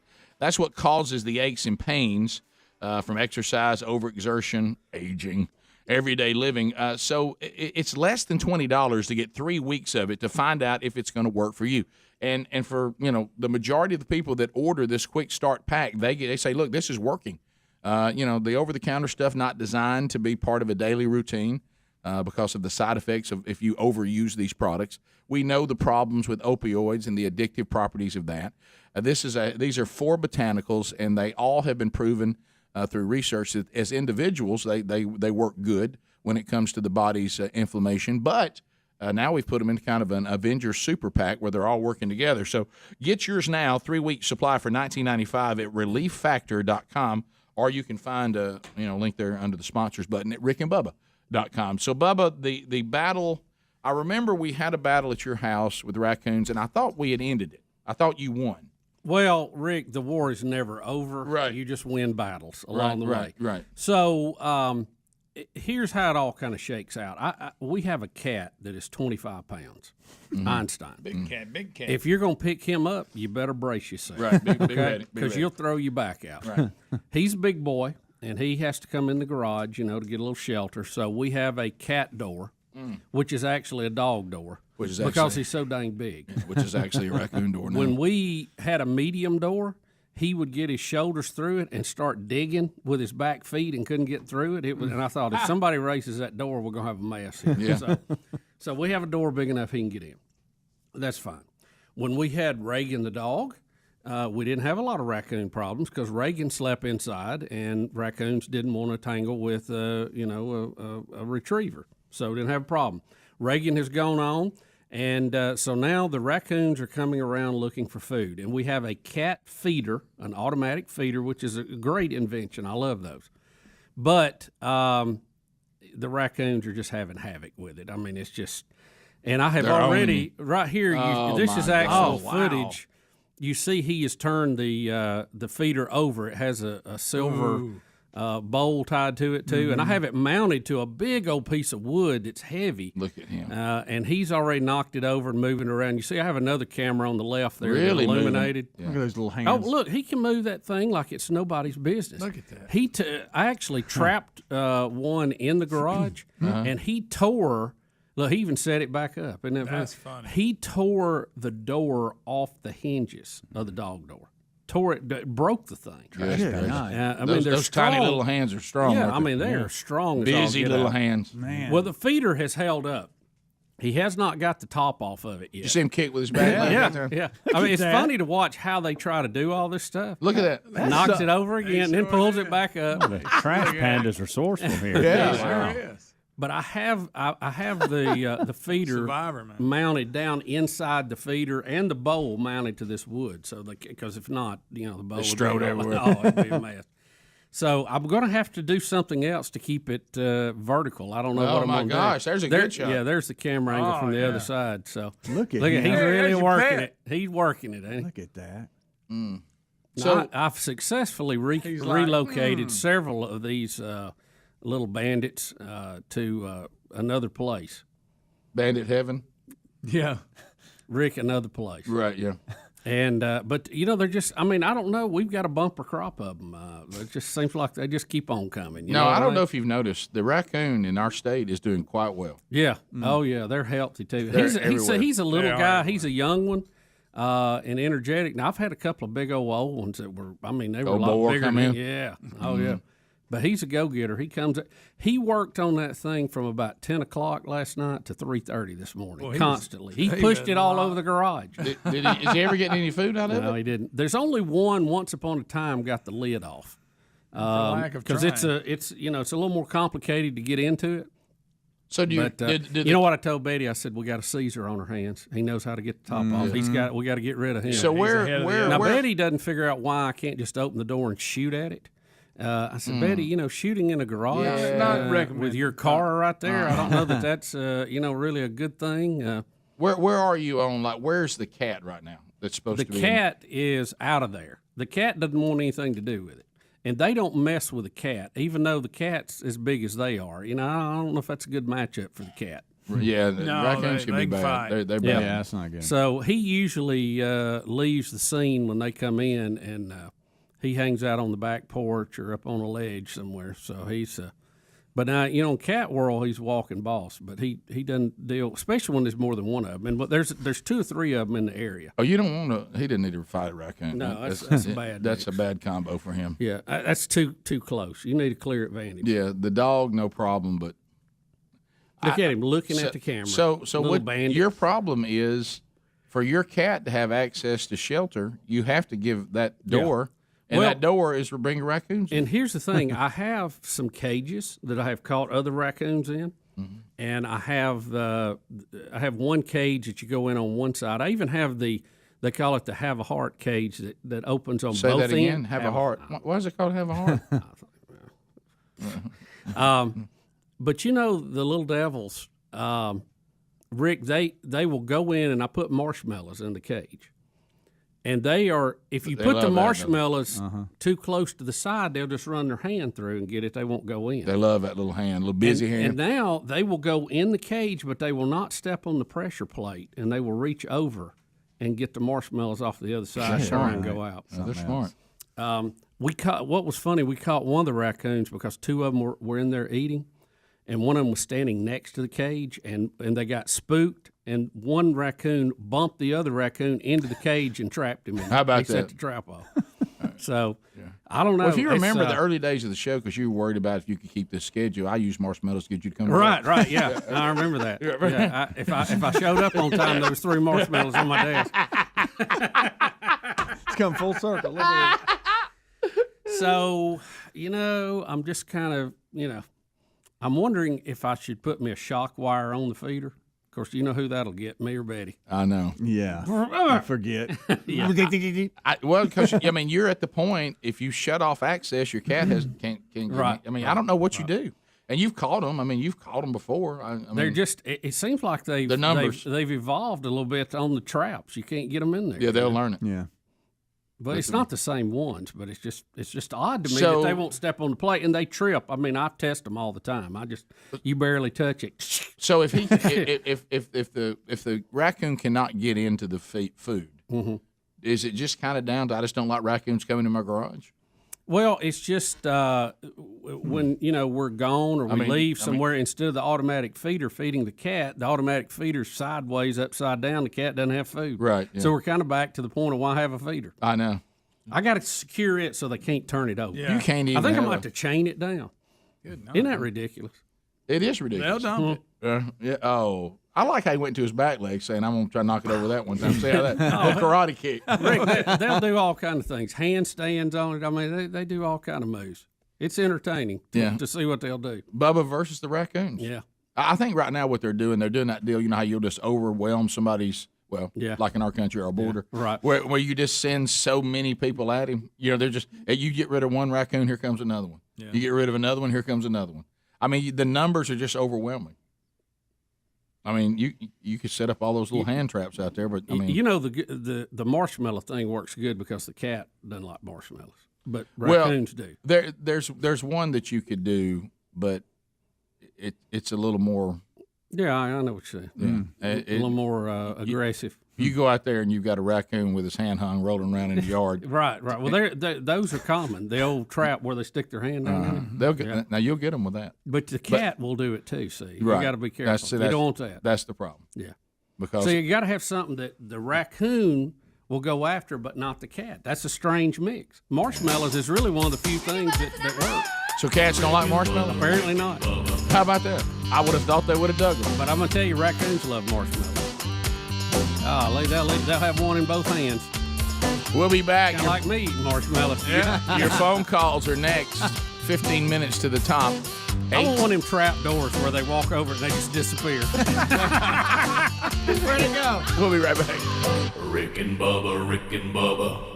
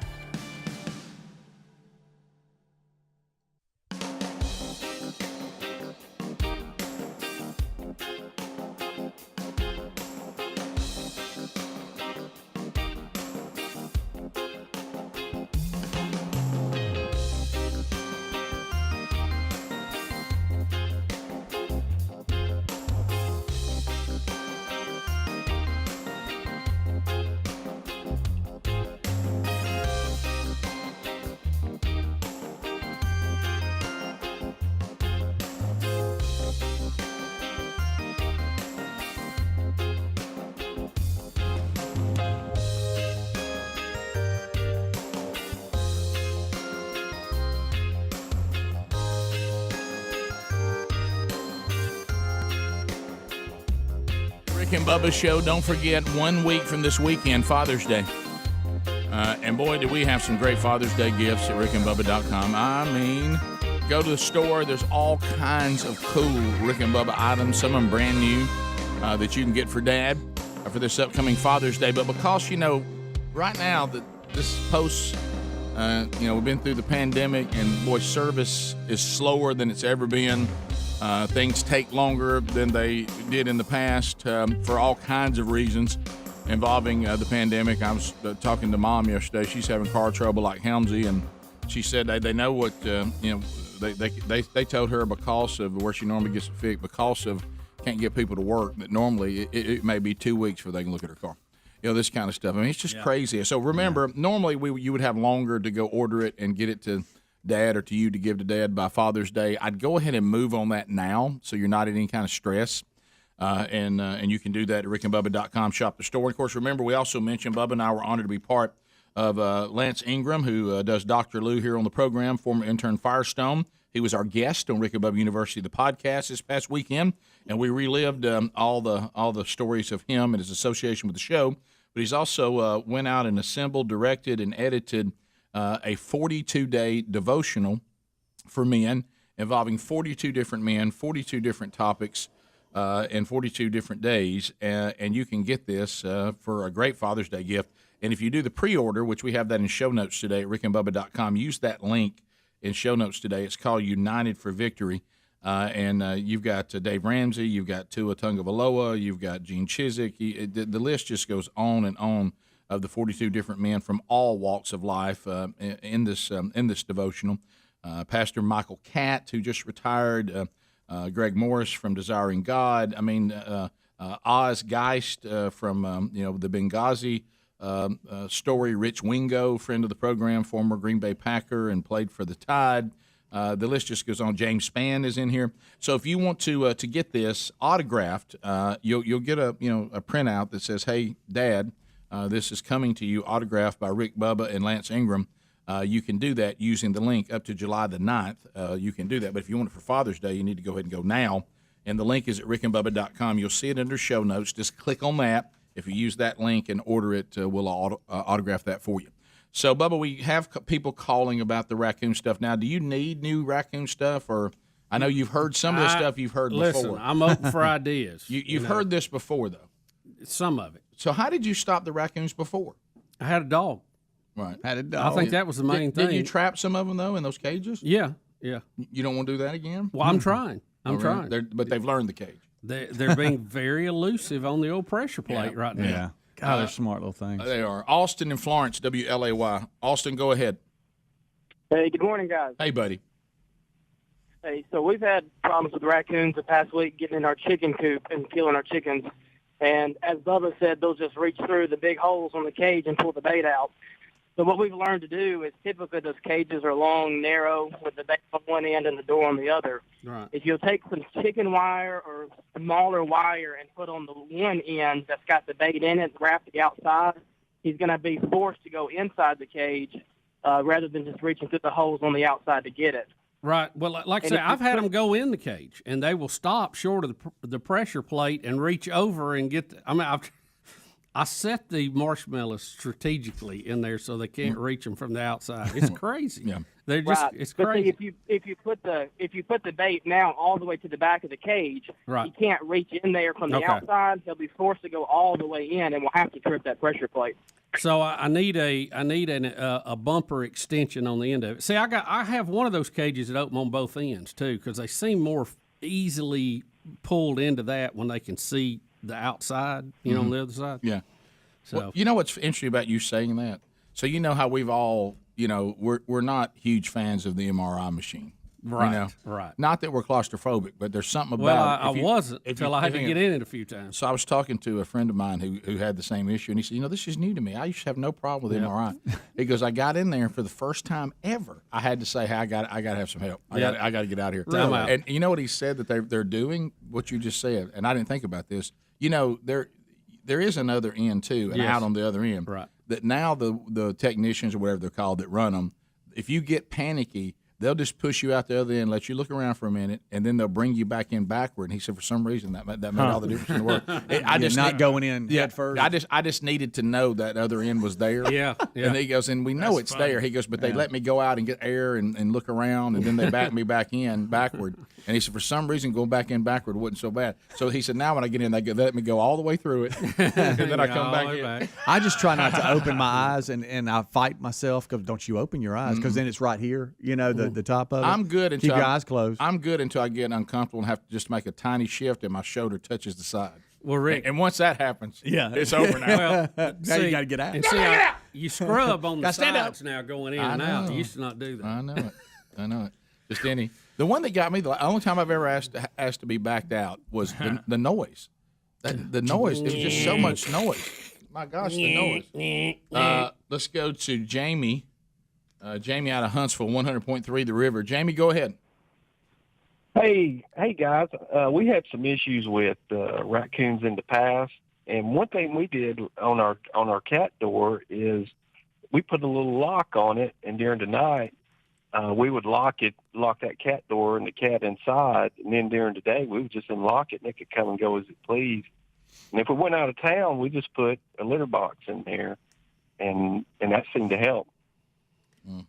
Well, that's a lot of manual interaction. See, that's and besides, I put the cat up one time, put it in a crate, and fixed the door so it would open one way coming in. Well, the raccoon got in there, figured out he couldn't get out. He just ripped the door off. I mean, he was going out. Wasn't yeah, he's going out one way or the other. Wish I could see him pulling. My solution is to get rid of all your cats. And shut your garage and be done with it. Lock it up. Done. Lock her down. Greg wants the cats. He said. Yeah, that's okay. Grant in Mississippi. If I had a beagle, they wouldn't be in there. Grant, go ahead. I wish. But then you're going to be awake for another reason. Yeah. Hey, Grant, go ahead. I wish I was closer and could hand deliver you a couple of these Duke dog-proof coon traps. Say it again. A piece of white. D-U-K-E? D-U-K-E is Duke dog-proof DP coon traps. Hmm. I'm sure you've heard of. You can get them at your co-op, local co-op, any kind of online trapping store. Get you a little piece of wire the little trap, and it's only big enough for a coon to get its hand down in. Put some marshmallows down in there, some cat food, hint, and put some fish oil down in there. Coons, they can't resist it, and only a coon is going to reach their hand in there, and it's got a little lever. I like to stick a marshmallow on the trigger. When the coon reaches down in there to get it, it's over with. You know what I thought about doing? You'll laugh. Is put a spinner bait, hang it in the back of the cage, because anything shiny moving, they have to go play with it, and then that might get their attention off the pressure plate, and then they're staring at it and walk right into it. Right. Yeah. A friend of mine, for some reason, he thinks that he says the one they get every single time, he'll put like one of them snack cakes in there. Like starts breaking off Twinkies and stuff. Yeah. He said, man, they love that stuff. So basically, it's what would get us. Yes. Okay. Basically, if you picture you had a cage big enough for Bubba to be in it when you got up the next morning. Several people have said peanut butter sandwiches, but I don't know if the cat wouldn't go after that. Yeah, you wake up the next morning, your cat's stuck in What's there. a big hassle? Hey, well, I let the cat out if I have to. it's a big hassle. Yeah. It's just a hassle. Top of the hour, 866 We Be Big is a number. More of the Rick and Bubba show coming up right after this. Rick and Bubba, Rick and Bubba.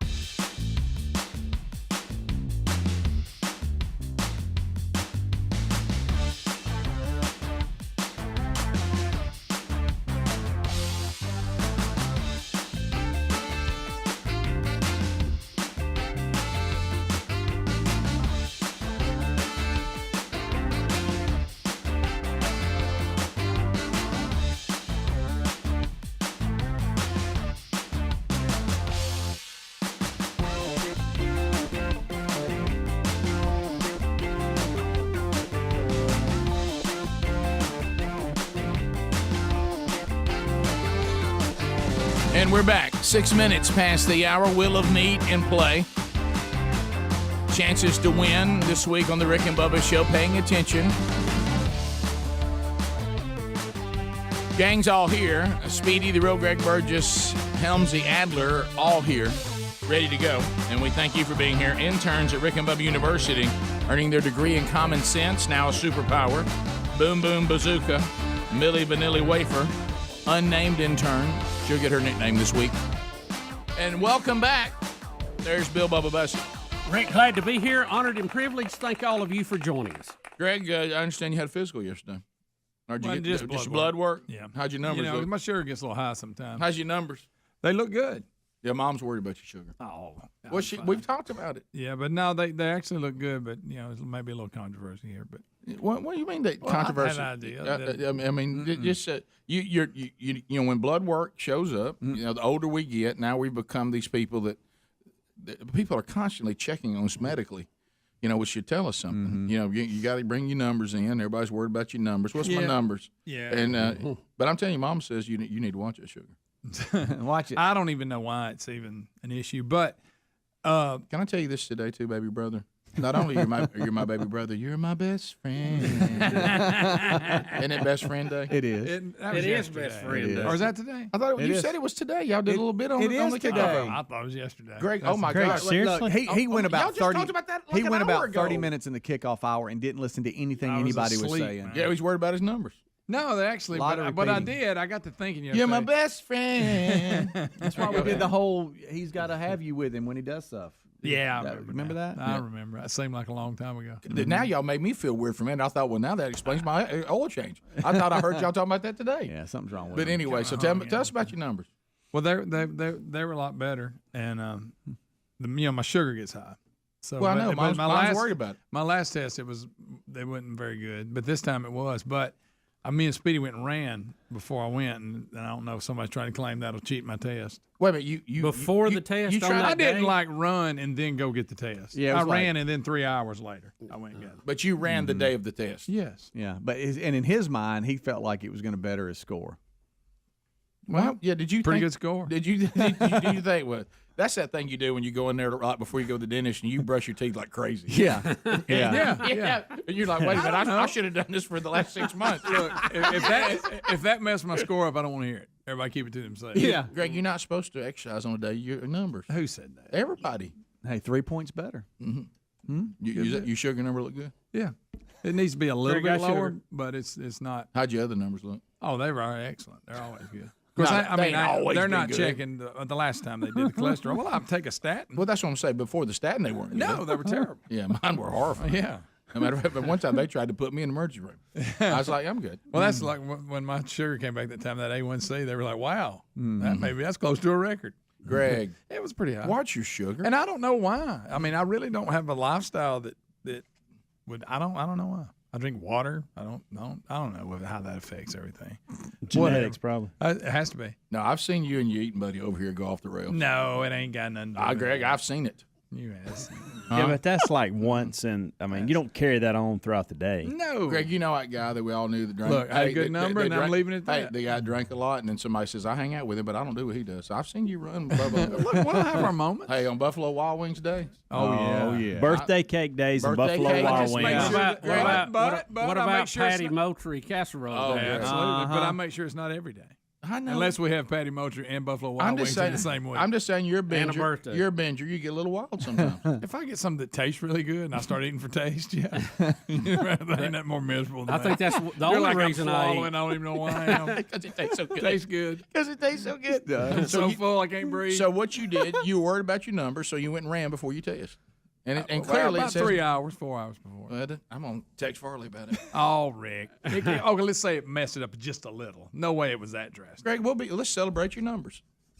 Your sugar looks better. That's right. Let's just have little victories. How was your blood pressure? They taking that? Oh, my blood pressure is excellent. Oh wow. Yeah, mine used to be, and then it got where it wasn't for some reason. It's really good. In fact, they said maybe the best I've ever seen. Ever. And then asked if you ran before. Yeah. So did you happen to run before? Did you try to manipulate your numbers? Yes or no? I just thought it wouldn't hurt. You didn't know I don't know going how in. I don't did know it? how that works. Yeah. Did you Am I a consciously doctor? listen? Did you consciously think if I run a little bit, it may help. I thought it wouldn't hurt. Okay, then.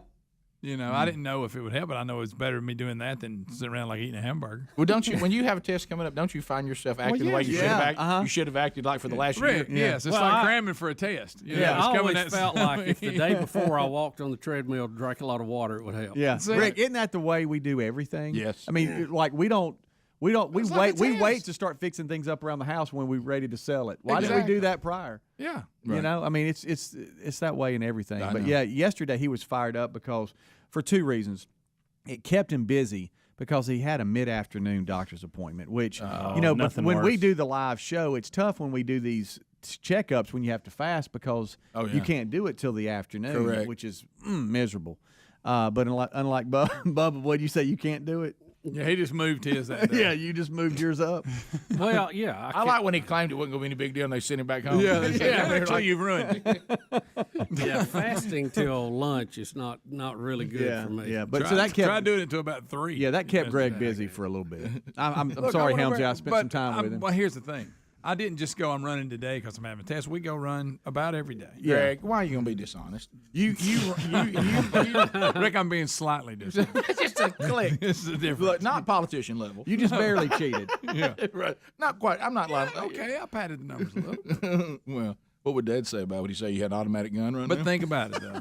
You got whatever caused your number to get better, and then just don't come out and like I didn't leave there and go get a hot fudge sundae or anything. Yeah, you did. It was later, but it went right after. You got a frosty, probably. I got one of them. Have y'all seen? I was going to get a candy bar because I was really. See there. But listen, what I did, I got one of them. What's kind? Kind. The little. Oh yeah, you think you're doing better? Right. Yeah. Then you read the research on it. No, I think You might as well have a Snickers. No, they are some of those. I think these are a little better, although they're not very big and they cost a lot. Rick, wow, 30 carbs. I want to be clear. I have not had one of these, but I did see the ad and it was intriguing. Thin mint milkshake at Dairy Queen. Bubba, I don't like mints, but yeah. Well, I think it's take off the old Girl Scout cookie. Oh yeah, I haven't had one, Rick, but I just said it. I just said it was very interesting. You talking about Evil Knievel over there? I'll never jump again. this is it. This is my last one. This is good it. stuff. When you was laying there and they was putting that stand, and you said, "I'll tell you one thing. I'm changing. Hey, time to change. I'm changing." That's it. I've done that 1,000 times. By the way, not It's tonight. always on Sunday. I tell you what, starting tomorrow. Hey, by the way, not tonight. I tell you Monday morning. That's right. Done. Look That's out. Friday right now, but Monday morning, Right. Tell you what. Hey, what I'm thinking. First of the year.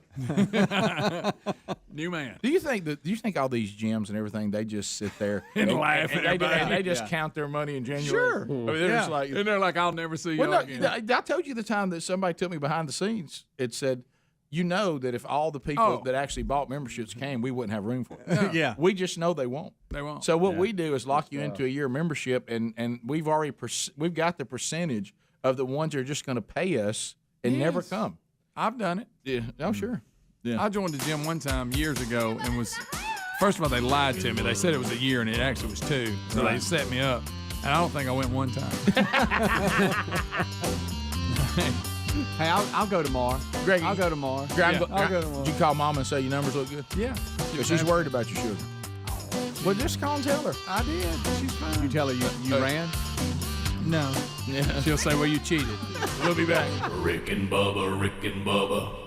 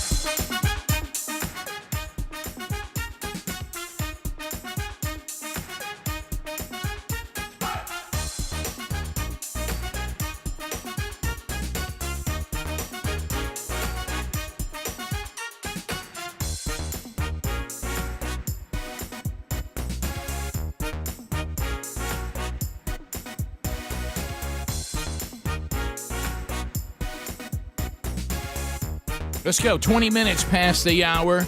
Rick and Bubba Show. Thank you for being with us today. We're glad you're here. All right, so let's jump into, it's interesting how you're seeing narratives change. It's almost like next thing I'm going to hear is that Fauci's shooting emails back and forth, people thinking that the pandemic may have escaped from a Wuhan lab. Oh, wait a minute, that did happen. Or maybe I'll find out that the masks that we're buying at the stores couldn't really stop the virus. Oh, wait a minute, that has happened.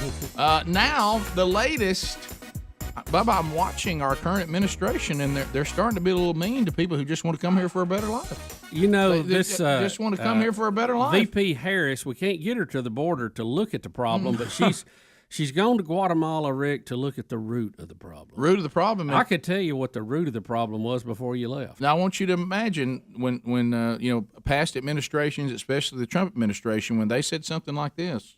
Mm-hmm. They had so many isms that they were committing, it was unbelievable. Here's Vice President Kamala Harris to the people of Guatemala. And I want to emphasize that the goal of our work is to help Guatemalans find hope at home. At the same time, I want to be clear to folks in this region who are thinking about making that dangerous trek to the United States-Mexico border. Do not come. Do not come. What? The United States will continue to enforce our laws and secure our border. There are legal methods by which migration can and should occur. Was this Donald J. Trump? But we, as one of our priorities, will discourage illegal migration. This is unbelievable. When did this start? This is really Donald J. Trump. What just happened? Who is this who's dressed up like Kamala Harris? Is this Donald J. Trump? What if he pulled the mask off? Okay, you got me. Wait a minute, is this somebody? Here I am. Greg, wait a minute, is somebody dressed in drag and they look like Kamala Harris? Complete opposite of what they said during the election. Is this a conservative? What did they just unbelievable? Did they just say that we're going to enforce? We're going to enforce our laws, and we have legal ways for you to come to our country. If you think about this too much, it'll make you mad. What in the world? Well, this I thought they were all about Rick, open back to borders. that thing where you act like I never said something. No, I this never is said the that. make-believe world that liberals live in. They can't even be real with themselves. And the Guatemalan president actually called us out on it, called her out on it, and said, since you've been campaigning, you said, come to America. Yes. You'll have an open door. And now that's why they came. Do you remember us? Remember us saying to the administration that was trying to take over and did win? However, you have everybody can have their own opinions, but I'm talking about currently. This is the administration that is, and they were saying what? Look, we're open board. Why do we have walls? Rick. Walls are evil. Yep.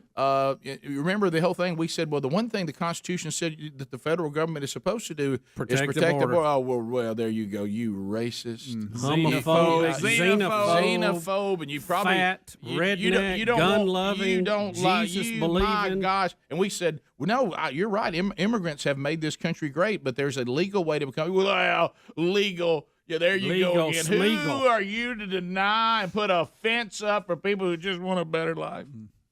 No. You know what they said? If we win, y'all come. And now they said, here what do they call the leader of Guatemala? Is it a president? Yeah, I think so. El Presidente. Yeah. You know what they're saying? You told our people to come there. Mm-hmm. You invited them. This is your fault. And now Vice President Harris goes, no, they were coming not because we said come or we weren't going to enforce and we wanted to tear the wall down. It's because of climate and economy. Rick, when I say okay, they're in one person pouring over the Rio Grande that said they're coming there for global warming. Because let me give you a hint. Central America, it's hot as hell all the time. That's right. Okay? Yeah, it is. That ain't nothing new. Been there many times. Come on. I've been there, and it is hot. It is very hot. Let me Rick, tell you we where were it is. building a wall, and we stopped. They decided to stop. That means, come on.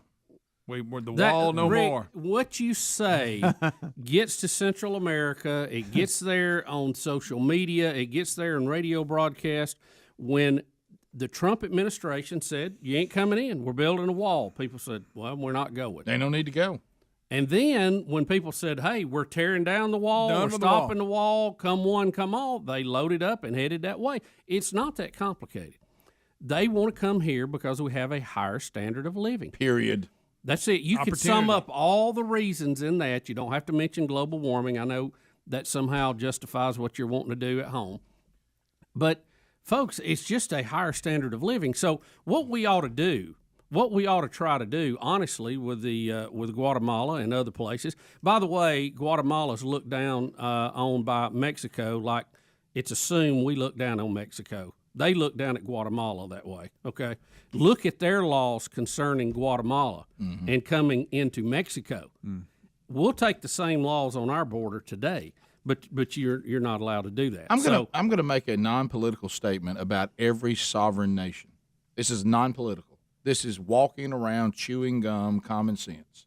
There's nothing wicked or evil, and it makes logical sense that any sovereign nation should be allowed to, with zero complaint, vet out anybody that's coming into their country. Period. Yeah, absolutely. Yep. Okay, right. So let's. That's back not a up political a statement. That's just walking around sense. Let's back up here a little bit. Why is the standard of living so good in the United States? What made it so much better than Mexico or Guatemala or wherever? Well, just look back. They've been around probably. When did Guatemala become a country? Do you know? No. I know Mexico's older than the U.S. Yeah. Okay. So why is it better here than there? I mean, that's a simple question to ask. It's been free market. Yeah. It's been rule of law. It's been maximum liberty. You're talking about things they're trying to take away now? Anti-corruption. Yeah. Right. You let people set their own course and reap their own benefit from it, good, bad, or otherwise. And guess what? The standard of living will go up. It always does. It always has. But we have this mentality that somehow socialism is the way to go. Well, guess what? You got plenty of that in Central America. It hasn't risen to the level of the U.S. and won't. That's why people are pouring in here. That's why they want to come here. We don't have an immigration problem the other direction. Absolutely. Hold on. Wait a minute. Wait just a minute here. You mean to tell me if you knock walls down and say, y'all come on in, that people will come? I'm afraid so. Huh? So if you don't protect the borders, people just roll in here from everywhere? You tell them to come and they come, right? In big old crowds? Do people want to go where things are better? Huh? How did this happen? I'm confused. I mean, and Rick, here's the bottom line. It doesn't mean that American people are better than Mexican people. Doesn't mean that they're better than Guatemalan people.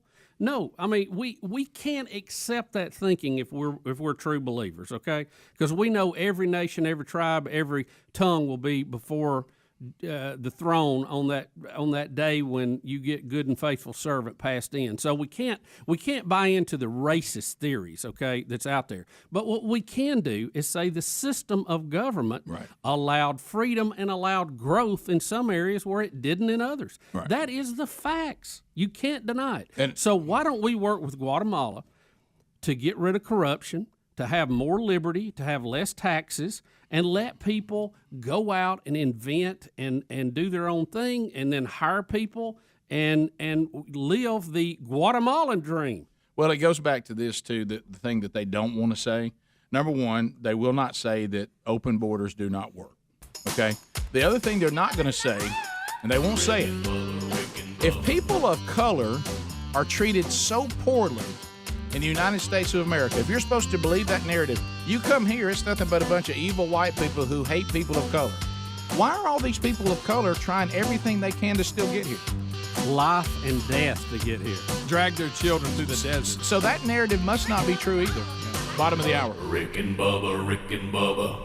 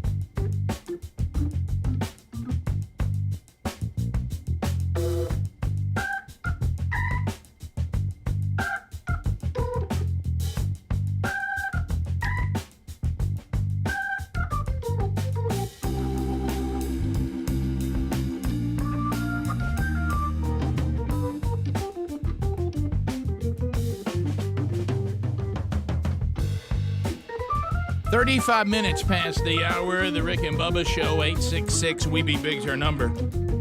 You can reach us too. Let's go to a brand new sponsor, which a lot of you are sending us some really cool stories on this. Jot this down, goodrx.com/Bubba. Okay? Let's face it, getting the care that you need to stay healthy shouldn't be as difficult or expensive as it can be at times, especially those of you out there that, as my mom loves to say, look, once you reach a certain age, nobody wants you. Everything becomes difficult. Look, all of this it could be made much simpler as far as the cost of your prescriptions. If you'll check out goodrx.com/Bubba, they'll help you find the lowest price on the prescription that you need every time. With goodrx.com/Bubba, you can instantly compare prices for your prescription at every pharmacy in your neighborhood and save up to 80%. Wow, 80%. That's huge. It's free and it's easy to use. Many times, it's often cheaper than even using your insurance copay or Medicare. Can be even cheaper than that. So goodrx.com/Bubba, you can find discounts for your prescriptions at over 70,000 pharmacies at places like CVS, Walgreens, Rite Aid, Walmart, Kroger, and more.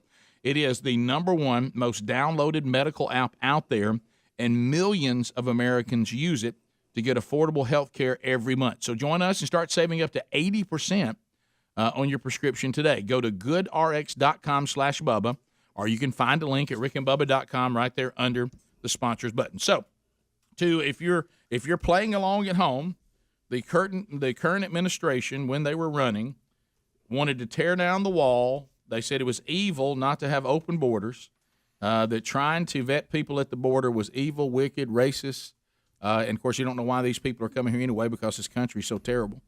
But anyway, now that they have taken charge, they've realized that if you tell people to come to the border, that it's open, they will come in huge numbers that are hard to manage and will overwhelm you at the border. So now the Biden administration telling Guatemala, don't come here. We have a legal immigration plan that you can look into, and we will enforce our laws at the border. I don't know what just happened, but it did, and they're doing that famous thing, pretending they didn't say the first thing.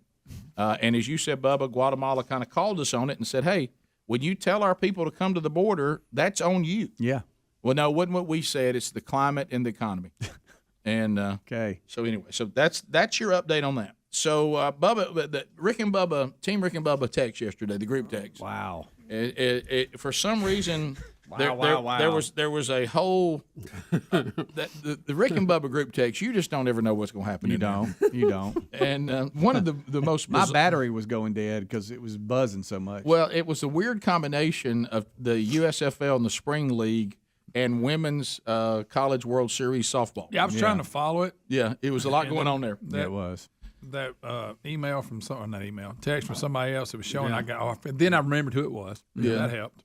Well, what got me is when I saw who Bubba said that he got a text about, it was the wrong name. A lot of times. And then I was like, well, wait a minute, that's a guy I know from Briarwood. And I was like, that can't be it. And so we had this weird thing happen with Bubba's contacts. What do you want to cover that first? Yeah, let's do it all. Okay, so and then we'll get to Bubba Jinx and Montana Fouts. Right. No, I didn't jinx Alabama Montana in general. Yeah. By the way, that has to be one of the greatest sports names or radio names ever, Montana Fouts. I'd never heard of it, and when it jumped in the text, I thought that was the person who started the USFL. So Brian Woods, we had the story about Brian Woods. He's bringing back the USFL. He's already got some other league that plays. The Spring League, where players pay him to play. Which is a showcase. Yeah. So as we were doing the story, because we're curious as to why they think this one will succeed, I just did a quick Google search on him, and it came up on what's the professional LinkedIn.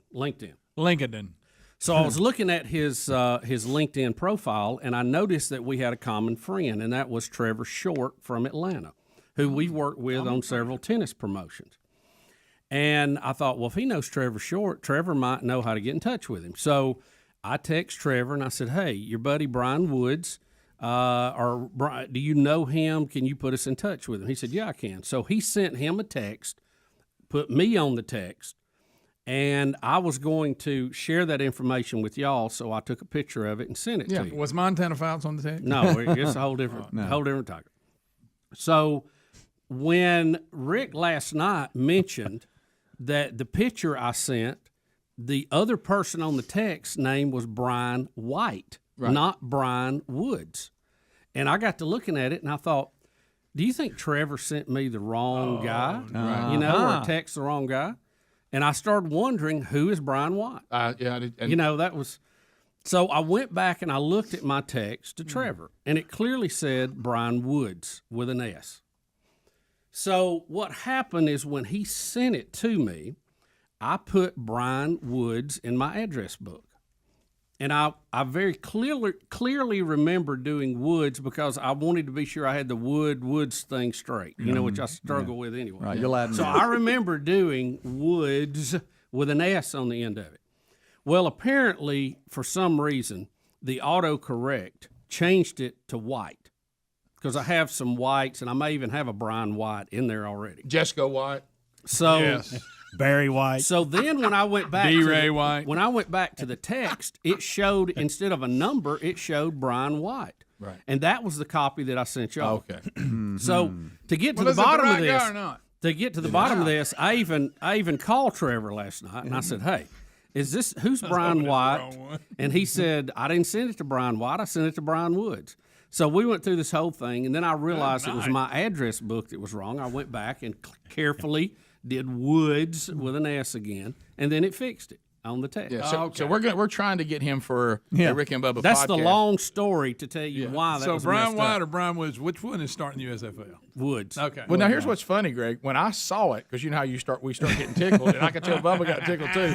I thought, what if Bubba's done all this? He didn't have the right guy. And that was funny. That was very funny. Because I kind of wish it would. because I jumped into the team text because for some reason that name Brian White, I actually know a guy by that name. Okay. And so I thought to myself, I said, because that morning, everywhere. it was weird that I could still remember it that late in the day. I was like, this morning, I'm pretty sure the guy we were Googling, that was not his name because I think that would have jumped out at me. Yeah. So I jump into Team Rick and Bubba and go, isn't the guy that we're looking for his name Brian Woods? And Speedy goes, yes, that is correct. And then that's when it all started coming apart. I went, well, Right. I think Trevor sent me the wrong guy. So then I followed back up with him. Wow. So as it turned out, he sent me the right guy. You put it in wrong. Autocorrect fixed it. Yeah, and just it was on my end putting it in the address, God, but good. which I know would autocorrect because I was being very careful about the Woods thing. Yeah. So I remember typing it How did in. it get White out of Woods? I don't know. It just got weird. Autocorrect. It'll do it. Anything. It will. Yeah, autocorrect's It a will. nightmare In a now. second. It really They've is. made it too sensitive. Yeah, it used to be a good thing. Now it corrects too many things. I know. You come out looking like a moron. And then all of a sudden a new name enters the team text, and that is Montana Fouts. I didn't know who that was, so I didn't know what that was either. I didn't know if it was tied to USFL. Yeah. I thought to myself, Well, I've caught some of the girls softball this year, but I haven't had a chance to sit down and watch a whole game. Well, Dickie Nadmeyer's mad at you. So no, y'all don't start that. I had nothing to do. you with were that. making a fun, buddy. I mean, it was a lot. You Well, were no she's hitter. I heard a Roll great. Tide. She's a great pitcher for the University of She Alabama. was till you mentioned it. Threw Yeah. a perfect game Friday night against Florida State, And that's what fired you up about the program. No batter even got on base. Right. I mean that's an incredible game, and to do it at the highest Perfect. level in the World Series, they call it the perfect game, Rick. It's not just a no hitter; it's a perfect game. Yeah, yeah.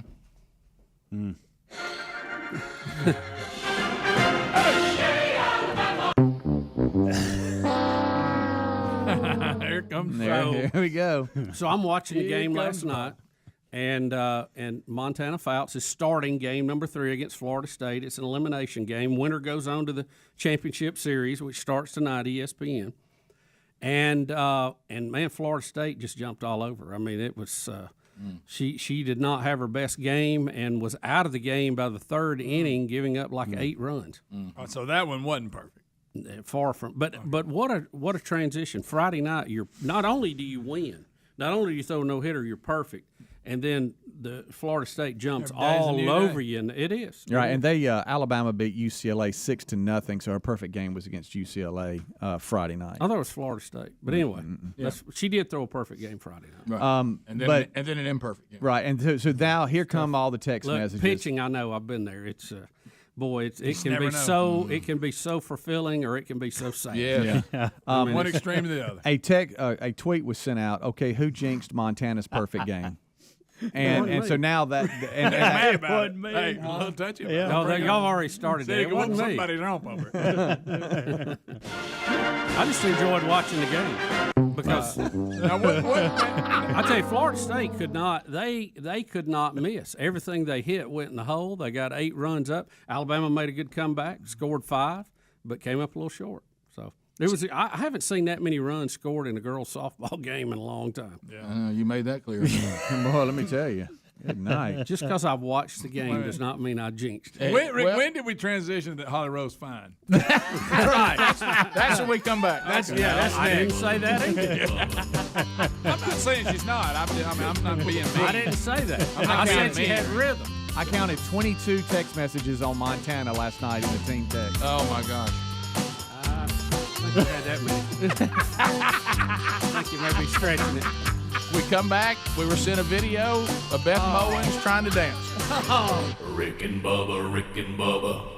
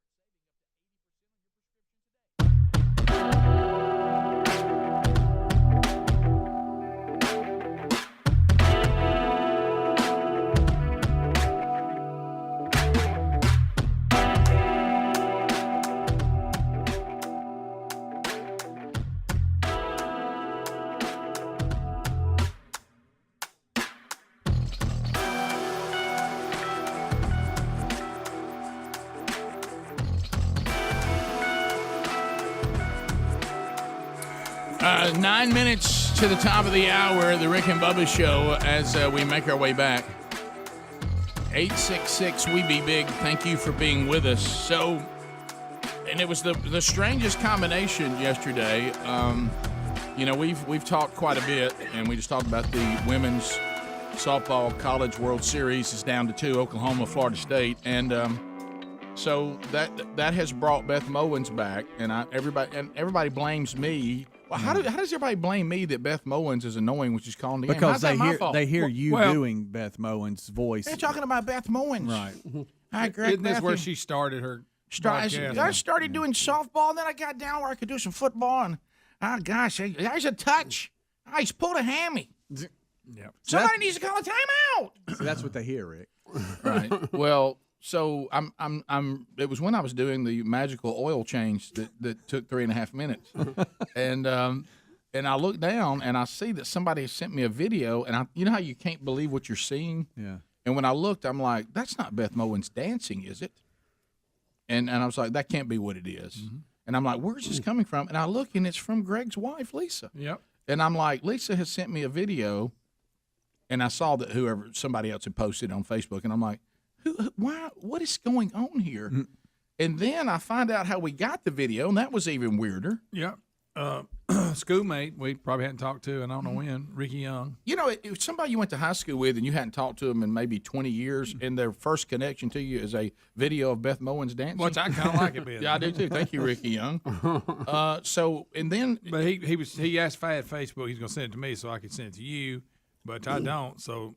Yeah, I don't Lisa said, "Well, send it to me." So she sent it. Yeah, and then I send it. Well, to let's see it. I send it to him. Now, this apparently is the behind. This is fired up. What is that? See, look at this. What is that? What is Beth doing? What is she's that? fixing to throw the javelin or something. Somebody turn up the beat. What in the world? Oh I'm my! trying to teach her to dance. I don't think I'm an ambi turner. I'm not sure I can do this dance here, Holly Rowe. Stop back. Don't teach her to use her head. Freakazoids report to the dance floor. Use her neck, just subtle, She's a little stiff. Yeah, Holly Rowe's trying to get Beth to loosen up a little bit. Yeah. But she can't. Oh my goodness. Oh, there you go. Oh my goodness. There we go. Am I getting it down now, guys? There we go. Am I getting it down now? Use your neck. Robots, freakazoids, please report to the dance floor. Beth Mowins, watch me groove. What are we doing? Guys, that's hard to watch. So uncomfortable. I am too. This is Beth Mowins does does not have rhythm, and I said Holly Rowe does have rhythm, and of course Greg started all That's that. not what you said, but that's fine. This is the voicemail I got from Bubba. It's really smoking tonight. Y'all know that ain't true. It's just like when Mama June went from not to hot. Hey, well, Mama June dropped 100. Watch out. Look down in the ball. Yeah. Like, no, he's going back. He's trying to find the text. What he's doing. Not sure what happened with Montana Fouts. Somebody said some Bill Bubba Boussois said something about her. Now she can't get one over the plate. Y'all please look. Holly Rowe, turn the beat up. Holly Rowe. Yes, sir. Look at Mama. Got my shorts on. Got the beat moving. Robots, freakazoids. Please report to the dance floor. That's some bad movement right there. Ooh, buddy. That where she's starting out there is really weird. Yeah, well, Greg, God love her. Turn it up again. Listen to Holly. She's trying to teach her how to do it. Here we go. I don't think I'm an ambi turner. What did you say? I'm an ambi turner. What's the goal? I'm turning around at a weird angle. Teach her to use her head. I'm not sure how to get my rhythm going here. Use her neck, just subtle, like Needs to be more subtle, Holly. Right. Holly's making fun of my moves here. Give it to me, Beth. Now, let's see if I can do it. There you go. There you go. Holly Rowe. There we go, Smitty. There we go. Use your neck. Use your neck to dance. Is this a little bit better here, Holly? Is this it? Yeah, let me stick my lips out. Yeah. Okay. It was. Do you think that now somebody told me this, and this can't Not be somebody. True. No. This was some of our listeners started emailing because Beth, she does try to do that real hipster thing where I'm always using acronyms. I had a little touch. Not a touchdown. Right. I tell you, they need right here, Greg's a touch. Yeah. Move it in for a touch. Right. And all that little stuff. Yeah. And somebody said, you know how you have to be careful when you're trying to hip it up, that she sent it down to Holly Rowe and called it a Ho Rowe? I've got it. You ready for it? Maybe not. All right, here you it got is. anything to add down there, Ho Rowe? All right. I don't know if you go with that. So towards the end of the second Wow. inning of the UCLA game, Tom Brady's niece, who plays for UCLA, was referring to a piece that Holly did last night on Brady's niece and all this kind of stuff. So she's pitching it down to her, and she says, "Let's give a shout out to Ho Rowe." Send it down there to Ho Rowe. She didn't say that, did she? That's what. Well, yeah, that's that's what, the problem when you start trying to be too hip. Be careful what you're saying. Anybody know what's wrong with Montana Faust? Dan Faust's daughter? People. There it is. Yeah, there. but Beth cannot. The dancing is. you know. Well, I don't have a lot of rhythm. Of course, I can call football, baseball, softball, Whatever. Basketball. I'm sitting there with the guys. I got it down here. Right, Rocky? Where is Rocky? Somebody send Rocky in here for us to do maybe a little two-step. I'm over boot scooting. Maybe doing what? Rick, I do a maybe little boot scooting. maybe she's a swing dancer. I like to do, well, actually, no, boot scooting. Get my cowboy boots on, get down there at the rancho. I'd rather be dancing to a little bit of Jason Aldean. You're really smoking tonight. Really smoking. But what are you doing? Ho Rowe. Holly Rowe. So Rick sends the video of them dancing. Yes. Says, sorry, guys. Right. Speedy says, thanks, Rick. I had secondhand the whole Michael time. Ham says, Holly Rowe. Rick says, what song is Beth dancing to? Mm-hmm. Speedy says, TLC song, I think. I said, Holly's Got Moves. Right. Uh-huh. Rick, There it is. Rick says, Equals. it's one we don't hear. Talking about Yeah, that song. Speedy misunderstood. Now, what I said. now, Greg. Now this comes from you, Rick. Greg. Now, Bubba is after Holly Rowe like he was after Mama June dropped 100. That was Rick. Greg said she said he was good looking. She said he was good looking. Holly Rowe. Yeah, I couldn't get Speedy to go with my joke. I said, no, I'm talking about how bad she's dancing. Speedy goes to Don Juan, gives me the full research. Got the song right here for you. Well, I mean, we're not together. I didn't know what you meant. Right. But I thought y'all might remember me doing that one time. I think it was Traveling Todd. You're dancing to a song nobody else hears. You're dancing to a song none of the rest of us hear. Well, I'm a little stiff. Like I said, I like to boot scoot. Don't know much about this newfangled TLC. But I'm taking my cue from Holly Rowe. That was bad dance. That was really awful. bad. That was rough. Surely, Holly's was she got moves, joking? Did she dance bad on purpose, you think? No, you could tell It she was looked like trying. she really thought she was That was dancing. really bad. Yeah, she was trying. No, it's just, I picked it up there at the end. You see me kind of moving around. Just look there. Rick and Bubba, Rick and Bubba.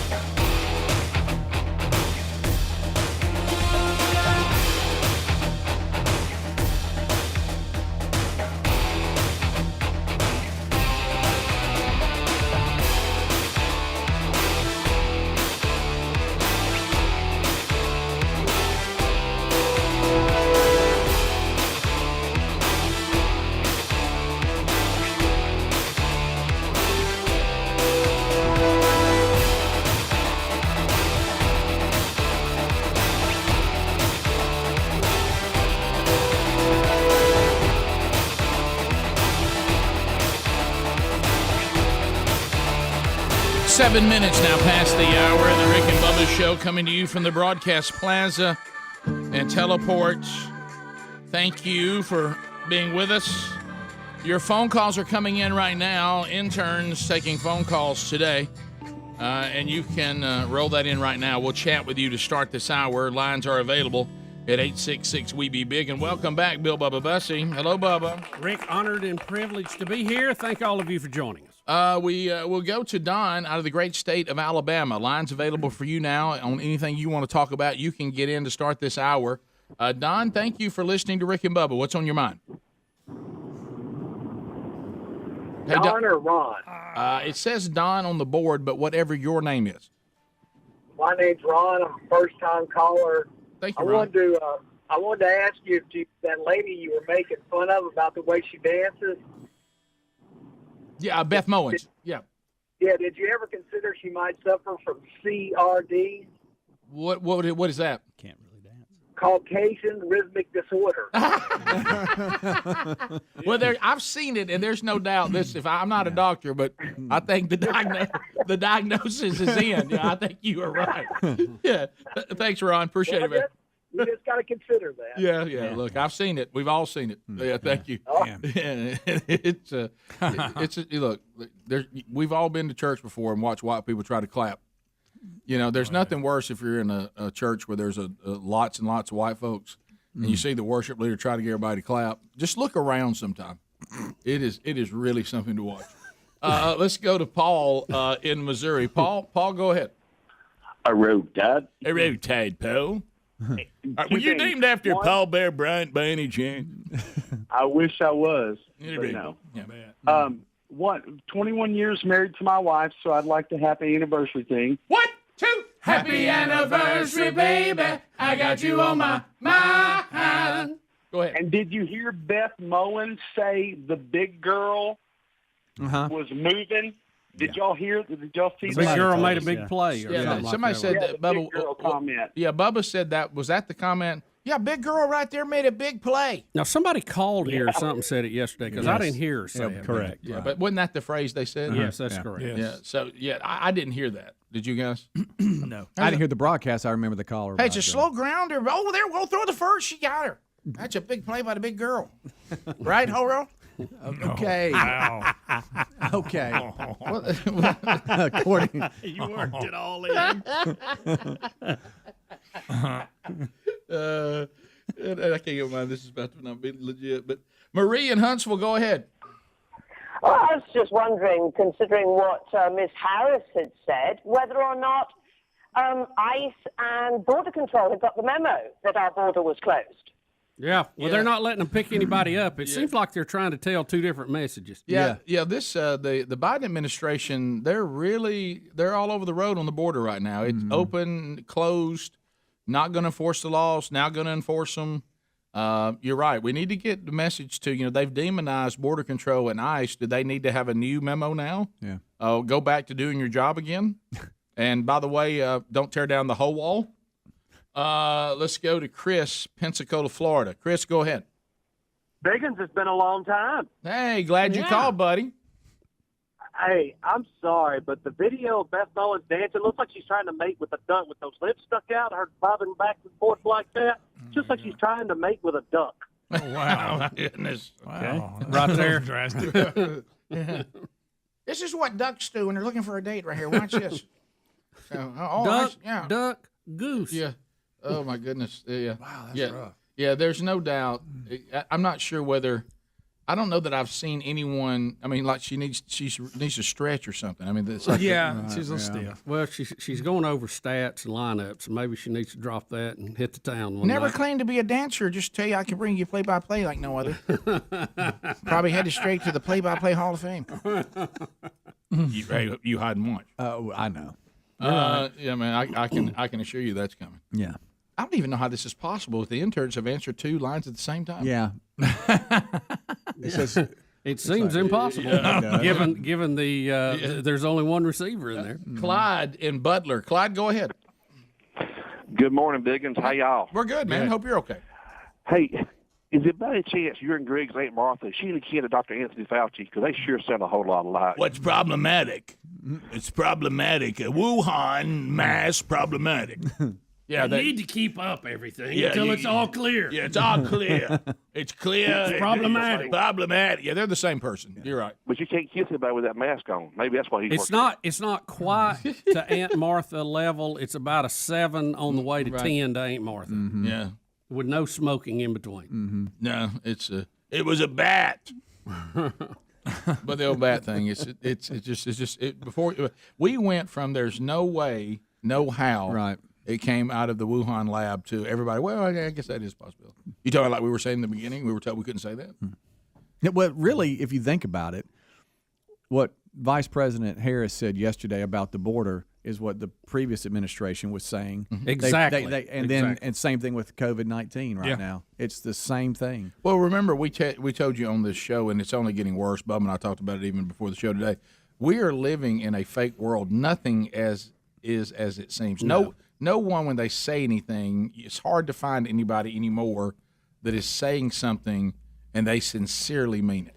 Caitlin was telling me the other day, she said the strangest thing for her working in D.C. now, and she's at the Capitol building, she's in the building with these people we see on TV every day. She says to see and hear what's going on while I'm there, and then to go home and watch the news, what they say is going on, appears to be two different worlds. Of course. It's nothing like what we are seeing going on here. No. Wow. I mean, it's so, you find yourself going, and you don't want to get like this, but you then become so jaded that you don't even believe. It's what we warned everybody about when we were children, when you were, read the story of the boy who cried wolf. We're saying when you lie and you exaggerate in hyperbole, then when the next time you come around and go, no, this time I'm really being straight up, it really is this bad, nobody believes it. Right. Because they're like, well, now that you've told us it's been this bad before and it wasn't true. You told me this happened and we found out it didn't. You told me we can't do this, we found out we could. You told me this is how the virus works, we found out it didn't. So then you come in and say, now this time straight up, we're telling you straight up. And you're like, well, how do I know it's straight up? See how bad that gets? Rick, we have now. I've been here for 13 years now. We've had sitting congressmen come in here and talk to us, and not one of them has ever said it's better than I thought it was. No. Not one time. No. Not one time. Yeah. I got up there. I thought it was going to be a mess. They've always said I thought it was a mess, and it was much worse than I even thought. Oh yeah. No one has ever said I didn't think it was that bad. Nobody ever went there. I tell you what, it wasn't that bad. I've never had anybody come back Never. from Washington D.C. that served in any capacity said, you know what? I felt really good about the state of our country. See, now most of them pull you aside and go, "Oh my gosh." Oh my gosh. Lee in Birmingham, ZZK. Lee, go ahead. Hey, Lee. Morning, gentlemen. Hey, buddy.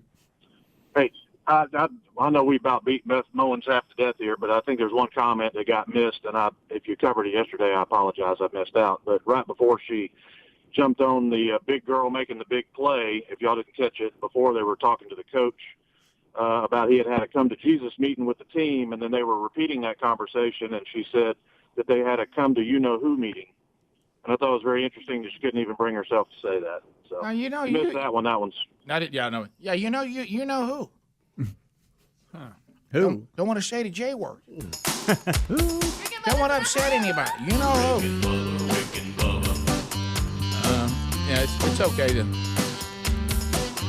It is a saying. It is a saying. 16 minutes past 866 We Be Big is the number. We'll be back. More to cover on the program today. Be paying attention. Will a meet could happen today. Chances to win could be around the corner. More Rick and Bubba coming up. Rick and Bubba, Rick and Bubba.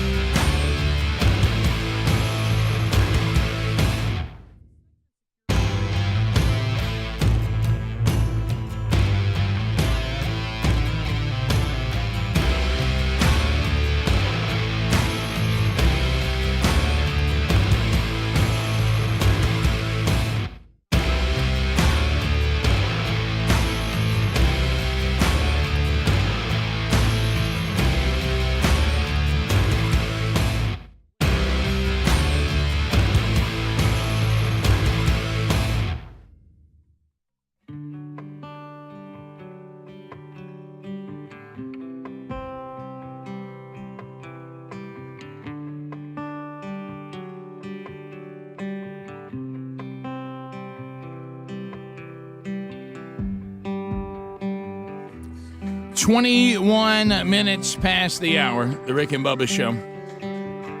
866 We Be Big's our number as we make our way back.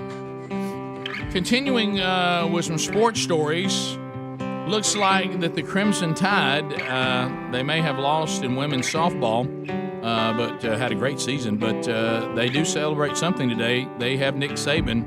It looks like as long as he is physically and mentally able to coach, they've got him now through 2028. That's right. The University of Alabama head football coach Nick Saban has extended his contract with the college through 2028. Saban says that he and his wife Terry are happy to sign another contract extension that will keep us in Tuscaloosa through the end of our career. Mm-hmm. His annual salary and talent fee, $8.425 million per season. It will increase every year until the contract expires, and there's an $800,000 bonus that will be paid at the end of the next 4 seasons. Mm. This upcoming season will be Saban's 15th with the university. Mm. Come on. 3 of the past 6 national titles. It's just the accomplishments are somewhat. So in the last 6 years, it's just incredible to look at on paper. In the last 6 years, Alabama has won half of the national championship. Yeah, not just been in the playoffs, and been one half of it, and been in the mix on all of them. Yeah. Oh You yeah. know, it's have we had a playoff they have not been in? Yeah, but they only missed it by sometimes they got punished for what losing. year? Here recently they missed. There was a year. Yeah, they even went in the year they didn't win the SEC. Yeah, but one year they got punished, but just the way it played out, the loss kept them out. Yeah.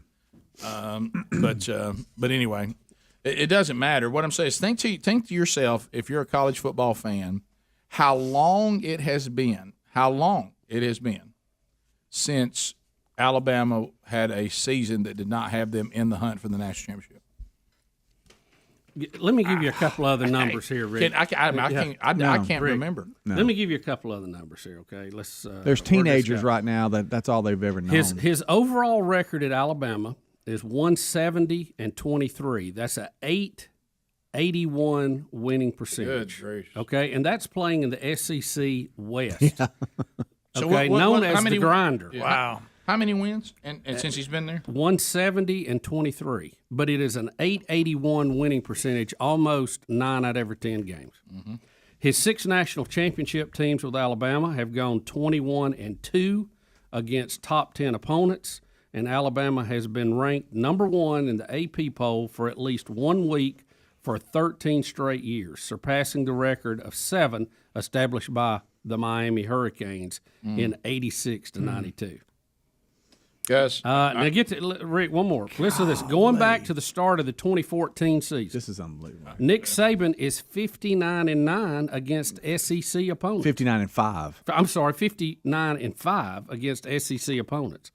Alabama hasn't lost to a team ranked outside the AP poll since Saban's first season in 2007. That's what Northeast Louisiana beat him, didn't they? Yep. All right, go back to this. I just did it. At Alabama, he averages 11 wins a season. Playing in the SEC West. Y'all, his average in 15 years playing in the SEC West, he wins 11 games a year on average. Now think about this, just the SEC West. We're not talking about the whole SEC. SEC West. Right. Which features 2 other teams who have won national championships. Yeah. All right, so what's his loss? That good. What's his losses? 23. He's only lost 23 games in 15 years? Yeah. He's 170-23. Wow. Rick, when I say 170, I mean, Rick, the number 170-23. So right. his average in 15 years is a season of 11 and 1.5. Yeah. Rick, against SEC, 59-5. Unbelievable. When did he take the toughest job? league? What year did he take the job? First year was 2007. Okay, so let me run this by you. In 2009, so it took him a couple years to get there, BCS championship, okay? Mm-hmm. Made it again in 2011, 2012. And then the only college football playoff he has not made is the 2019-20 season. That's when LSU went undefeated. So and they quite lost the run. And didn't they only lose? My gracious. Didn't they only lose to LSU that year? But that's what it kept them out. Yeah, I think they so. didn't lose more. Didn't they lose? Right. I know they didn't lose more than 2 that year. But if you go back and look, and it boggles the mind because what you have to understand, and I know this is going to sound weird to some of you that are young. You don't understand the state of Alabama when he took over. Yeah. He gets them in the national championship in 2 seasons. Mm-hmm. Yeah. Okay, and they weren't any good. Wow. And I know that sounds weird talking about Alabama, but when he got to Alabama, they had average players that didn't play hard. Rick, let me give you these numbers too. And Buddy, he turned it around, and he turned around quick. Top 25 finishes, 90. That's the most ever. Okay, this is from ESPN stats. Top 20 finishes, 80, most. Top 15 finishes, 61, the most. Top 10 finishes, 44, the most. Top 5 finishes, 27 times, the most. That's incredible. Mm. So we were talking about this, and we've talked about it on the show. I think that I just don't think anybody wins against that group. I just don't think anybody can make the case that he's not, as of right now, the greatest college football coach in college football history. Yeah, I don't. Tough to argue. I don't either. Would be. I don't know how anybody can make a case otherwise. But what he's accomplished is unparalleled. And you don't know how it's going to finish, but it doesn't matter. I'm talking about as of right now.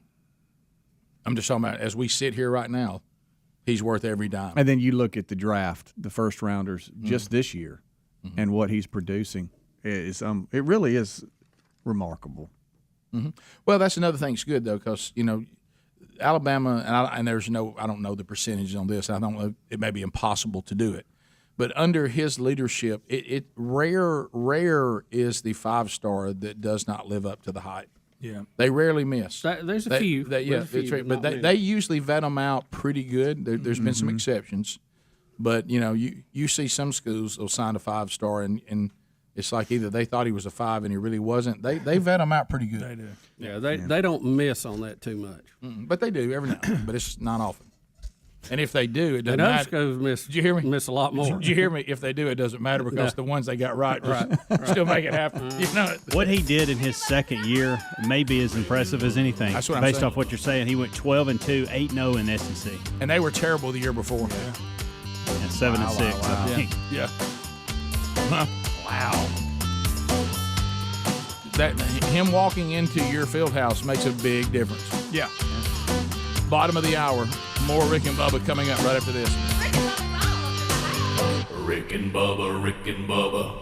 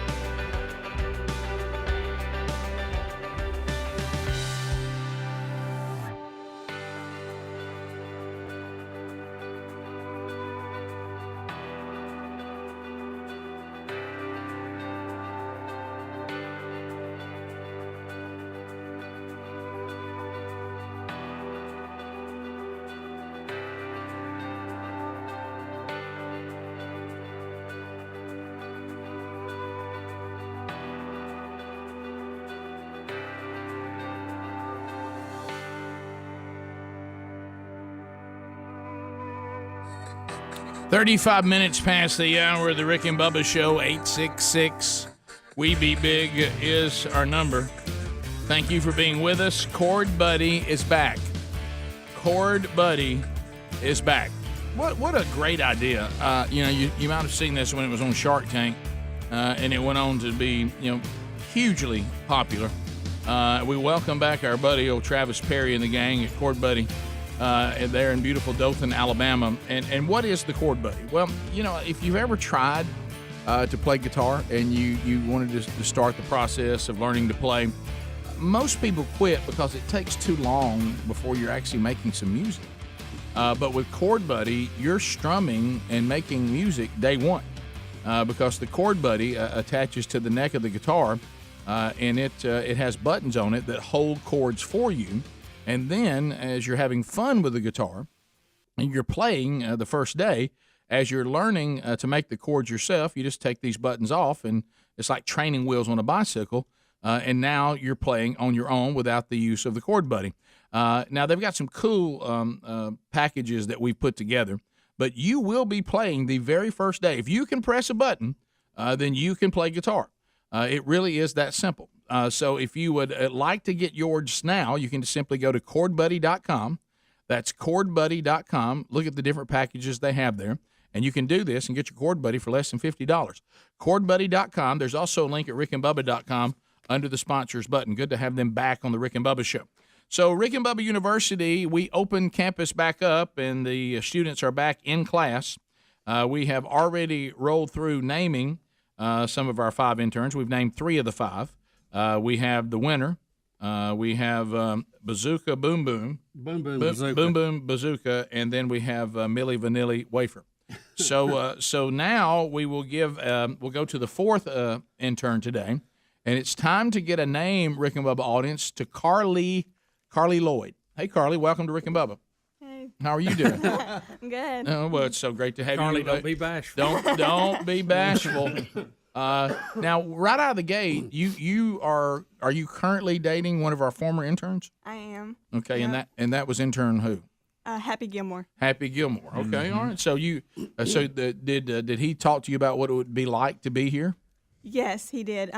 The week before we actually started, me and him were driving back down to Montevallo, and he actually drove me up here, showed me where to walk in, was like, oh, well, they may make you do this, and he was like getting me prepared, so I came ready. Yeah, well, that's what I was thinking, to know all this and still do it. I know.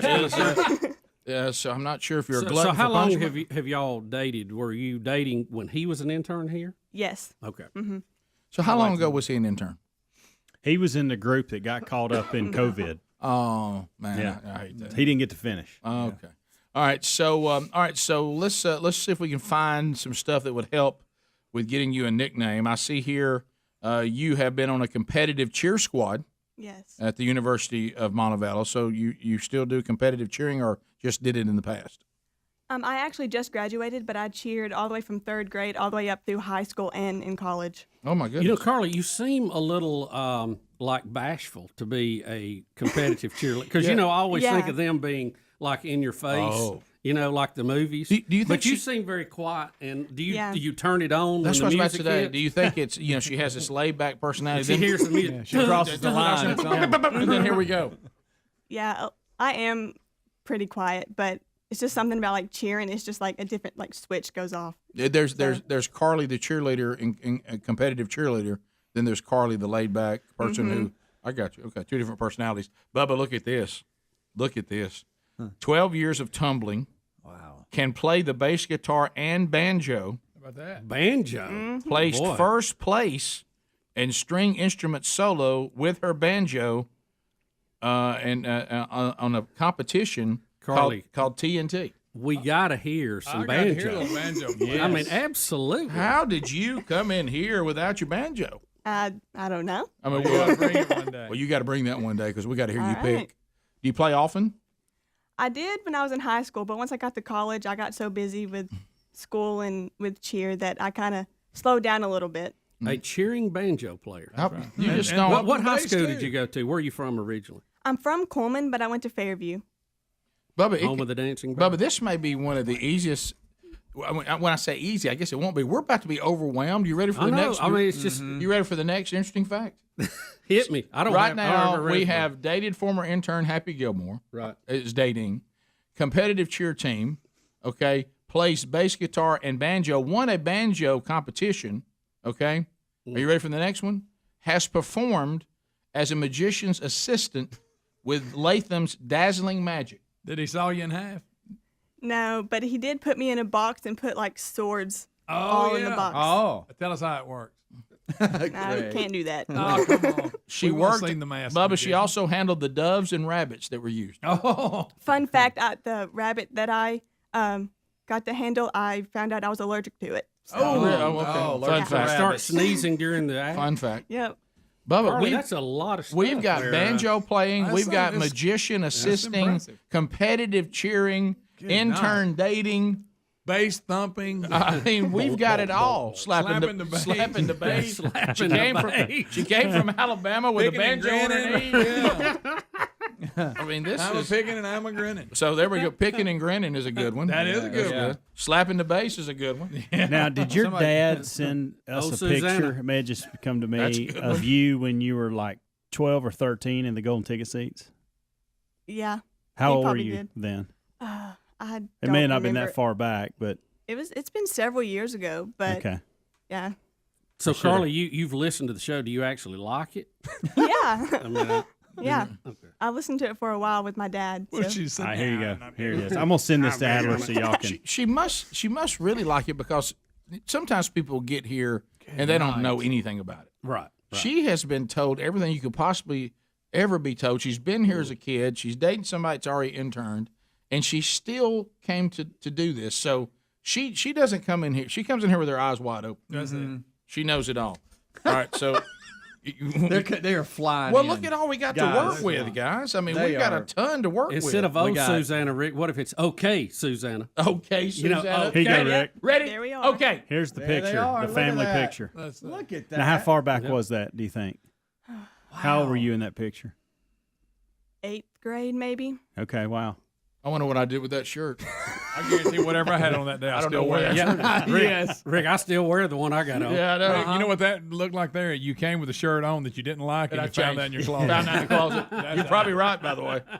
Wow. That is a great All right, picture, so by the way. in the movie Happy Gilmore, his girlfriend is it Veronica Vaughn? Yes, Veronica We're getting Vaughn. we're getting a ton. Is it Veronica Vaughn. Or maybe not his girlfriend, but somebody he liked. Yeah, Yeah, we're it was getting the report, the lady that ran the tournament or whatever. He would always I can't have those remember now. dreams. Yeah, he had remember? fantasies She about was her the all the PR time. for Yeah. the- we're getting tons the of tournament. those. Well, how do you like intern just ready okay? Intern ready okay. Here's one, Rick, from Raw Rod Deliverance. Yeah, That's good. Right. Tom Goodwin, Tom. Bashful banjo. we got That's good. Happy fingers picking and cheering. I got dueling Picking and Susanna. cheering. Devil went down to Picking and Montevallo. cheering is good. Picking and cheering is good. Yeah. What'd you say? The devil went down to Devil went down Montevallo? to Montevallo. Of course, that's a fiddle, but still funny. Right. Can you play fiddle? We got tumbling banjo. We got chord buddy. I done told you once. No. Yeah. But so I like. We got a lot, guys. I think we can come back, break these down, and vote pretty Wow, quick. I mean, there's just a lot. There's a lot to to work with right there. Tumbling banjo. Carly Lloyd. Yeah, that's on the list. They call tumbling banjo. Pretty good. All right, so they call me the tumbling banjo. We'll come back and we'll get Carly Lloyd her Rick and Bubba nickname, and we have plenty to work with. My goodness, I didn't even include Drama Club. What? Rick, there's no more room on There's no more room. application. Enough already. You're busy. You've been involved in a lot. All right, we'll be back. More Rick and Bubba coming up as we get a Rick and Bubba University nickname for Carly Lloyd when we come back. Rick and Bubba, Rick and Bubba.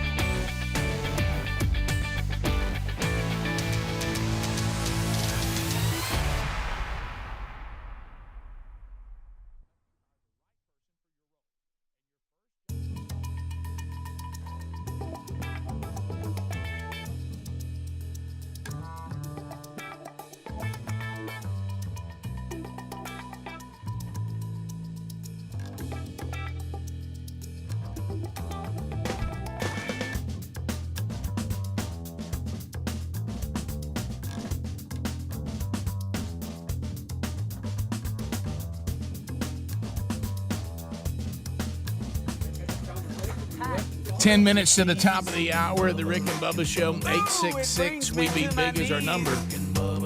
Carly Lloyd getting her Rick and Bubba University nickname. And boy, do we have a lot to work with here. Oh, boy. It's going to be tough. Competitive cheering.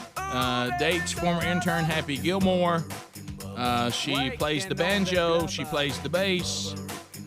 She has been tumbling for 12 years.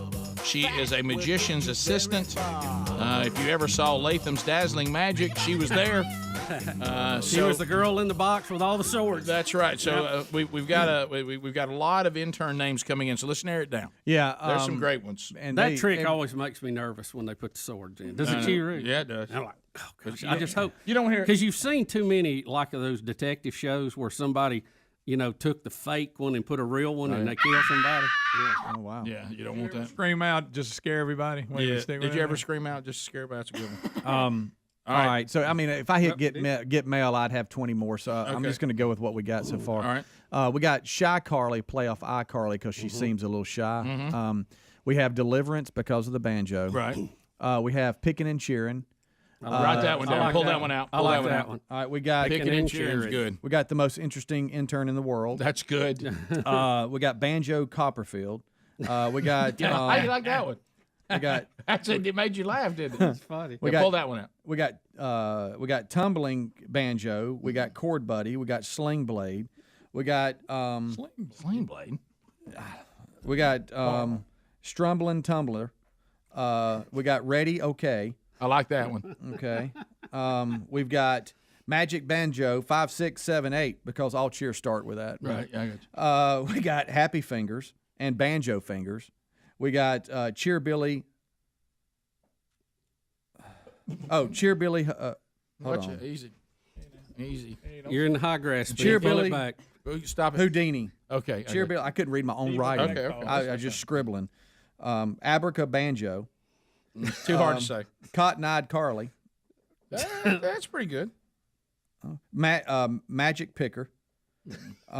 Cheerio. Dancing Banjo. 2 Bits. Didn't we have one We like already had that? that. She was the cheerleader. Yeah, I thought so. iCarly Pickin' Gnarly. Okay. That's funny. Let's see.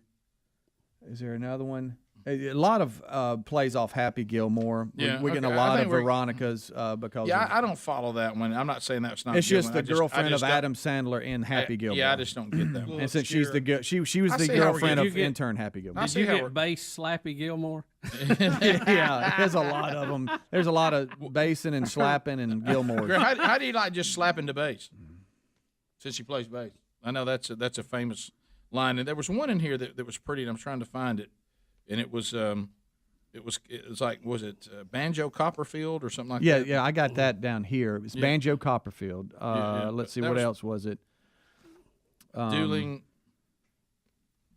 cheerleaders. No, I don't think we want that. Sorry, it's Cheerio. Y'all kind of looked up on Cotton-eyed Carly. I don't know if you like that one. You got Magic Picker. You got 2 Bits. What was the picking and what was it? Picking and Cheering. Okay. That's a good one.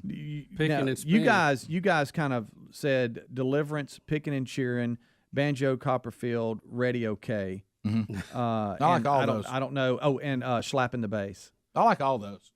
Let's go with those. Anything you see better than that? What about Slapping the Bass? Ready Okay. Oh my Well, gosh. we got Cherry Picker. Nah, we're thinking. Let's see here. Boy, I made the mistake of hitting Get Mail. Mm-hmm. And here they come again. So you've got Slapping the Bass, Deliverance, Picking and Cheering, Banjo Copperfield, Ready Okay. How you gonna beat those? I know. Some other ones that you might like. You don't like. hate to hang Deliverance on her, Just because, and even though the Such name a of the negative movie, connotation. well, even though Ears the aren't big enough. even She does though play the banjo. even though the name of the movie should not always make us think of that horrifying, but it does. So let's cross that out. It does. Okay. Unless you tie it into something else and hide it in the You're middle, right, yeah. cover it up like it's a cat and sand. Instead of slapping the bass, it's slapping the banjo. Or you've got Carly Daniels play off Charlie Daniels.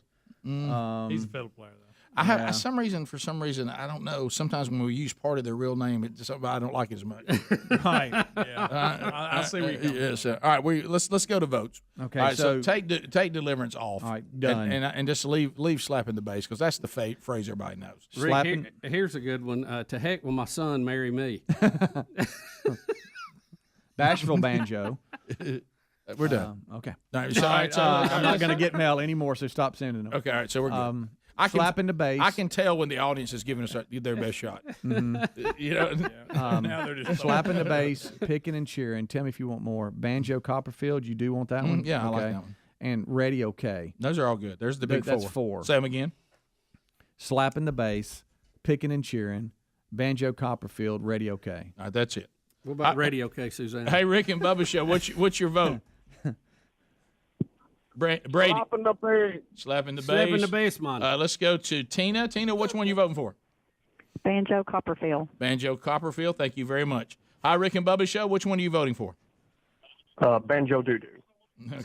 Okay. Don't you think it needs to be the only guy? The other guys can't start doing it. It has to be that guy. The one guy that goes, it needs to be him. Can only be Hi, one. Rick and Bubba Show. What's your vote, please? Picking and cheering. Okay. Let's go to Jake. Jake, what's yours? Roy Clark. That's it. Roy Clark. Richard, go ahead. Greg, but you hate that. I do. Richard, go. Banjo the Happy Tumbler. All right, we're done. I don't know These what that people are is. still trying to get in Yeah, there, so I'm I don't not know going to what's talk to going them on here. anymore. I'm going to do that. All right, and then, hi, Rick and Bubba Show. What's your vote, please? Go ahead. Banjo Copperfield. Thank you. Rick and Bubba Show. What's your vote, please?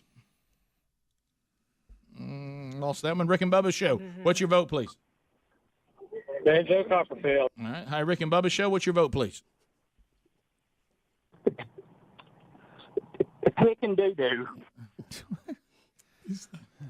You know, it's almost like nobody. Am I the only one that sees expiration dates on this? What did you say? I didn't get it. Do people drink bad milk? Yeah. Hey, Rick and Bubba Show. Go ahead. What's your vote, please? Banjo Copperfield. All right. Rick and Bubba Show. What's your vote, please? Slapping the bass. All right. Rick and Bubba Show. Your vote, please. Slapping the banjo. It's not a choice. What- But, Rick and Bubba. what are we doing with that We one? we throw it out. We throw it out. Rick and Bubba Show. Go ahead. Picking and cheering. All right. Thank you. Rick and Bubba Show. Your vote, please. Rick and Bubba Show. You're on. Your vote, please. Rick and Bubba Show. Your vote, please. Go ahead. Hawaii. Rick and Bubba Show. Your vote, please. Go ahead. Slapping the bass. Thank you, buddy. Hey, Rick and Bubba Show. Your vote, please. Go ahead. Banjo Copperfield. All right. Hey, Rick and Bubba Show. Your vote, please. Intern Scat. Rick and Bubba Show. Your vote, please. Boom Boom Banjo. Rick and Bubba Show. Your vote, please. Banjo Copperfield. Thank you. Rick and Bubba Show. Your vote, please. Picking and cheering. Rick and Bubba Show. Your vote, please. Banjo Copperfield. That's surprising, isn't it? Rick and It Bubba is. Show. Your vote, please. Go ahead. Banjo Copperfield. Well, that really struck a chord with everybody. No pun intended. Rick and Bubba Show. Your vote, please. Go ahead. Slapping the banjo. Rick and Bubba Show. Throw it out. Rick and Bubba Show. Your Hey, vote, girl, please. girl. Go ahead. Picking and cheering. All right. Rick and Bubba Show. Your vote, please. Slapping the monkey.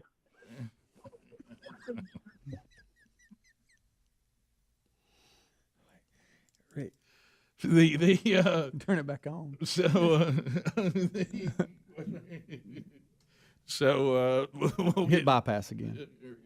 Is that bad? I think Yeah. you hit the wrong button. I'm so accustomed to hitting that one now on the closed circuit feed. All right, so what's the score? It is 8 Banjo Copperfield What was that? to 4 Picking and Cheering to 3 Slapping the Bass.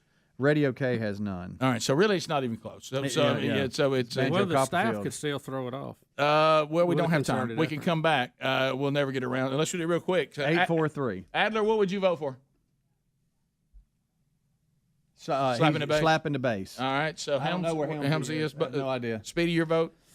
I'm going to go Slapping the Bass. Greg, What's the one? That's Banjo Copperfield. Picking and Cheering and Banjo Copperfield. Picking and cheering. All right, Okay. Bubba. Picking and cheering for me too.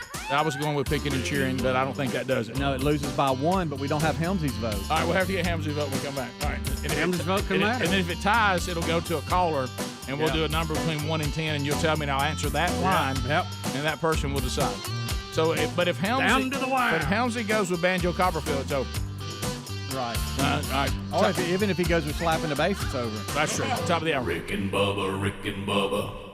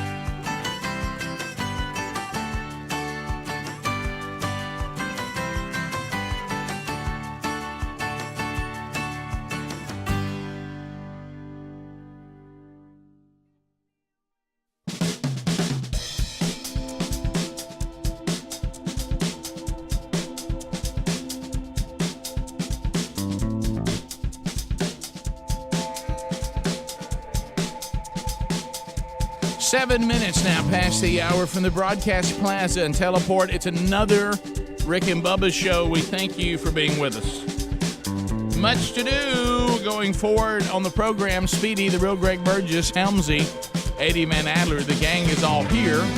Welcome back. There's Bill Bubba Bussy. Hello, Bubba. Rick, glad to be here, and thank all of you for joining us. All right, so if you're just joining us, it appears we may be going to sudden death on the nickname for Carly Lloyd. All on Helmsy's vote, and it's down to 2. We have Picking and Cheering facing off Banjo Copperfield. Mm-hmm. Now, if Helmsy votes for any of the others, then Banjo Copperfield, which is up by 1. Mm-hmm. So if Helmsy votes for Picking and Cheering, we will then go to you, the audience, and Bubba will give me a number between 1 and 10, and I will go to that line of the 10 lines here. You can call they pick it at 866 We Be Big, and then your vote will decide the intern name for Carly Lloyd. So, Helmsy, I know that you had to go see a man about a dog. So what? Well, no, actually, I had to take my wife to work. Right, that was it. Yeah. Of course, Greg immediately took us down the other road. Yeah. I'll tell you what he's doing. Yeah. You never Now, know. you well, can look, pick from any of these. listen, I don't want this responsibility, and this is way above my pay grade, and so I want to turn this over to the audience. So I'm going Picking and Cheering. All right, so we now have a dead heat from Banjo Copperfield and Picking and Cheering. Mm-hmm. And Bubba, I need a number between 1 and 10. 7. 7. Oh, lucky Good 7. number, Bubba. Hello, Rick and Bubba show. Do you vote for the intern name Picking and Cheering, or do you vote for Banjo Copperfield? Picking and Cheering. And there it is. Picking and Cheering. Everybody wins. I'm a pick. I'm a picking and cheering. So welcome to Rick and Bubba University. You knew her as Carly Lloyd. Now in Rick and Bubba University folklore, Picking and Cheering. Picking and Cheering, welcome to the team. Glad to be here. Yeah, and that way I liked it. Still very quiet. It's still very quiet. But you know what? If we may have a cheer competition just to see that other side of you. We've never seen it before. Sounds good. And if I say That switch will go off. So. well, I noticed earlier. What music do we need? Well, if I See the routine. But really, if I thought about this, we have certain things the interns do, like reload the drink cooler in there. Sometimes they do coffee, clean up the kitchen. Some of these things that go get breakfast. And I've realized with Picking and Cheering, all I need to do is go ready, okay, and then she'll right. And she'll go ready Snap to go. to attention. Snap to attention, ready to go. Mm-hmm. So welcome to the team, and now you can call Happy Gilmore and say I have my name now. So Happy Gilmore is dating Picking and Cheering. Now where's that? There we go. So now we've got 4 of the 5, right? So Yep, we really right don't have, there. we only have one more to name, and I guess that She'll be here later this week. is it later in the week. So we'll do that. Maybe get it all done this week. There you go. Get that done. Get that behind us. Have you been following the story of Arch Manning? Mm-hmm. Now, this is one of the Manning family, and he's at a football camp, right? Yeah, this is Arch Manning is the nephew of NFL greats Peyton and Eli Manning. So is this the other brother's son? That didn't play, Cooper's son? Is this Cooper's son? Really good. Yeah. Is this had a Cooper's son? neck injury, right? Yeah. Yeah. Took him out. Yeah, and so He had he an Aaron of the spine. he'll be going to college in 2023. Yeah. So a little ways off. And he's he a plays top at that same high prospect. school in New Orleans that they all played at. Okay, so there he is. He's something else. This is at Clemson's camp, Right. and he drops a 50-yard throw right in the basket, and everybody's and the guy was covered and everything. He just dropped it right over. I mean, this throw that's out there right now. So he's 16 years old. Yeah. Is that correct? Mhm. Yeah. Watch He'll it be a drop. Watch it junior. drop right in. Good night. Yeah. And the guy covered him, had good position. Yeah, he did. I know we dropped get it ahead right of in. our skis sometimes on things like Sure this. we do. But and thank you for using they that are- analogy. I hadn't heard that in a They while.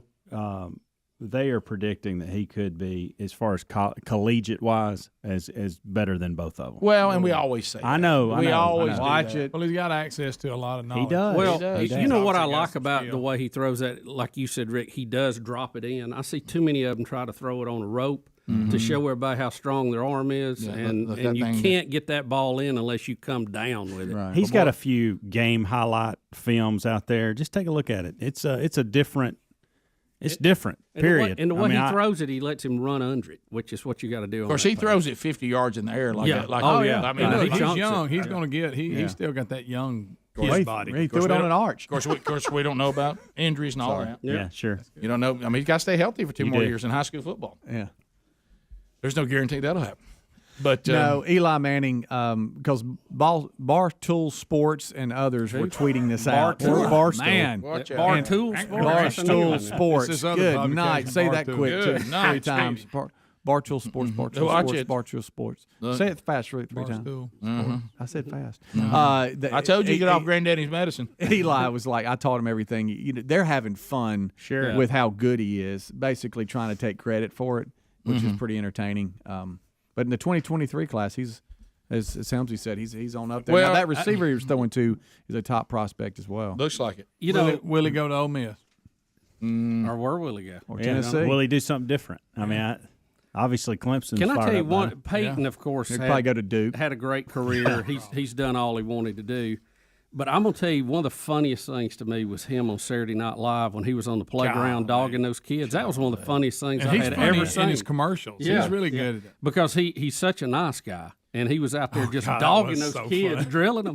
And I mean, I think he caught some blowback about it, but that was one of the funniest things I think I ever saw. It was our kind of humor. Yeah, it was. I was screaming. All right, so now listen, when you start thinking to yourself when you see a prospect like this, and who knows what's going to happen in the next 2 years, and who knows what happened when he gets to college. I mean, there's no guarantees. No, there's not. But in this bloodline, you feel pretty good about it. Yeah. But he has here's the schools he's considering. Number 1, Alabama. Number 2, Clemson. Notre Dame, Ohio State, Georgia, LSU, Stanford, and Texas. Yeah. Just to name a few. Just to name a few. Yep. Just a couple. But right there, sitting at the number 1 spot. They rotate.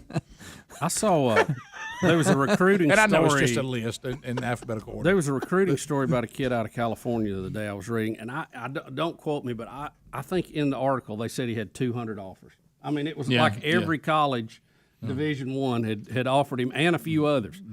I mean, it was unbelievable. But it says on here that Auburn thinks he's overrated. We'll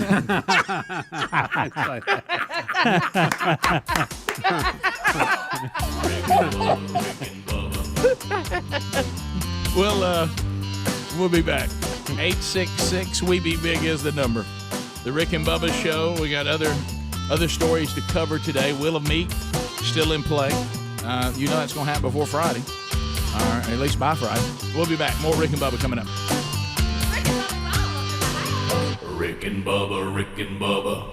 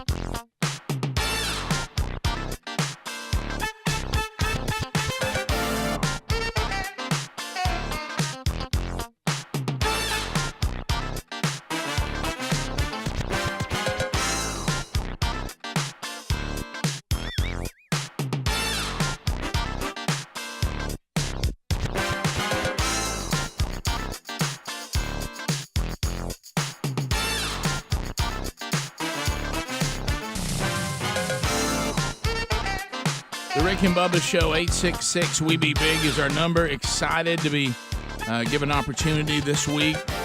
Be going to Gardendale First Baptist Church, Gardendale, Alabama, and be speaking at both services Sunday morning and get the honor of baptizing my nephew, which will be an awesome time together. And those of you in that area, looking forward to being with that great church and that church family. But any of you in the area that would like to be there, you can. And looking forward to that. The following weekend, Gridiron Men's Conference, Huntsville, Alabama. And a little different setup this time. I'll be part of the Friday night lineup.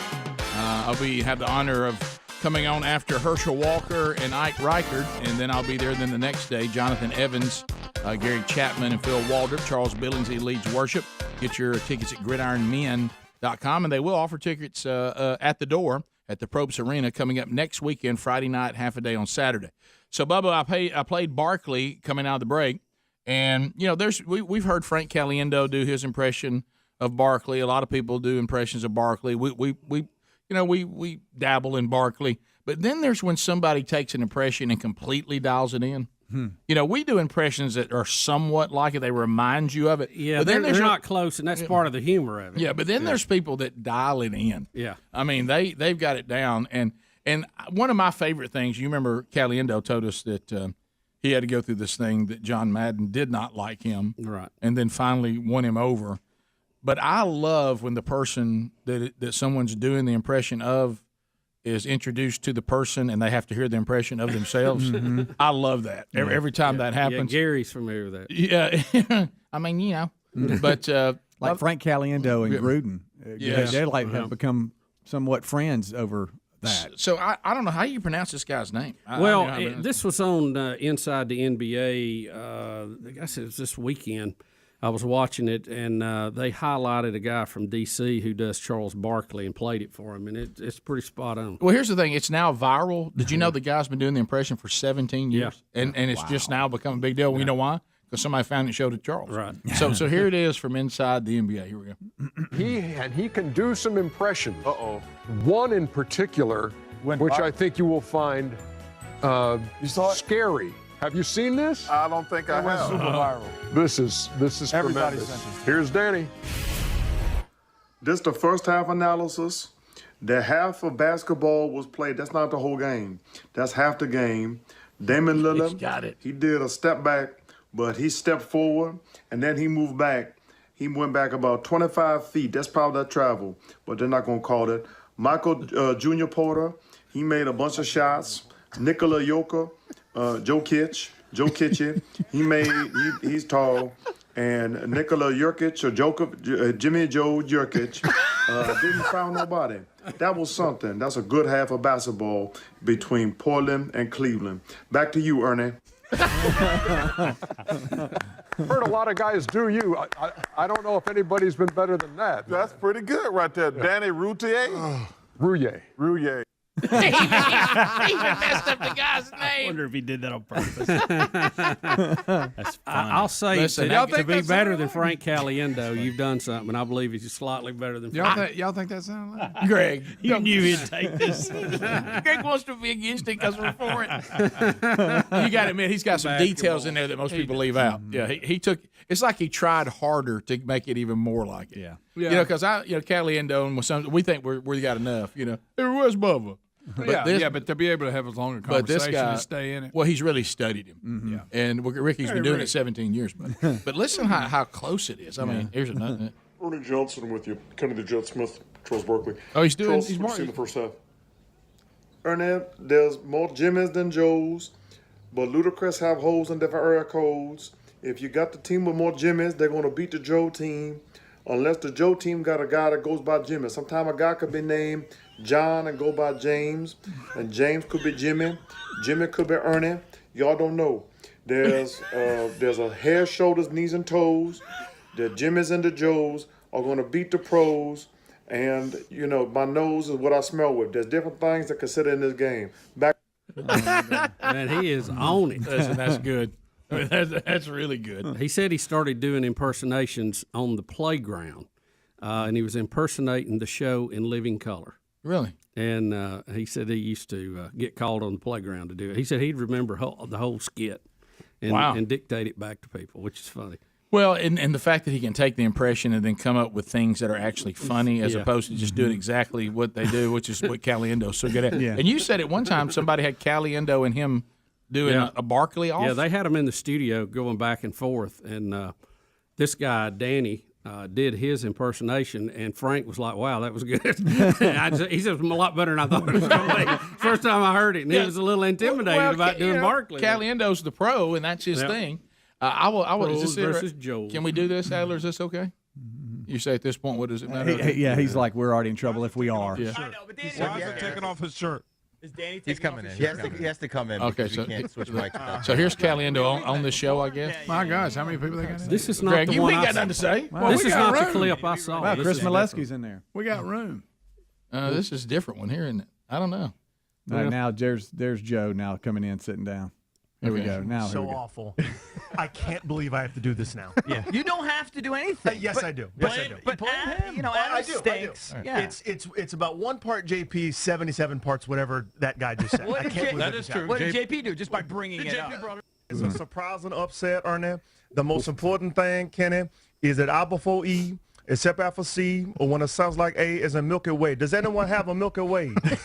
His sound, the funny thing about what it's doing right there is a little, and not the voice, but just the vernacular.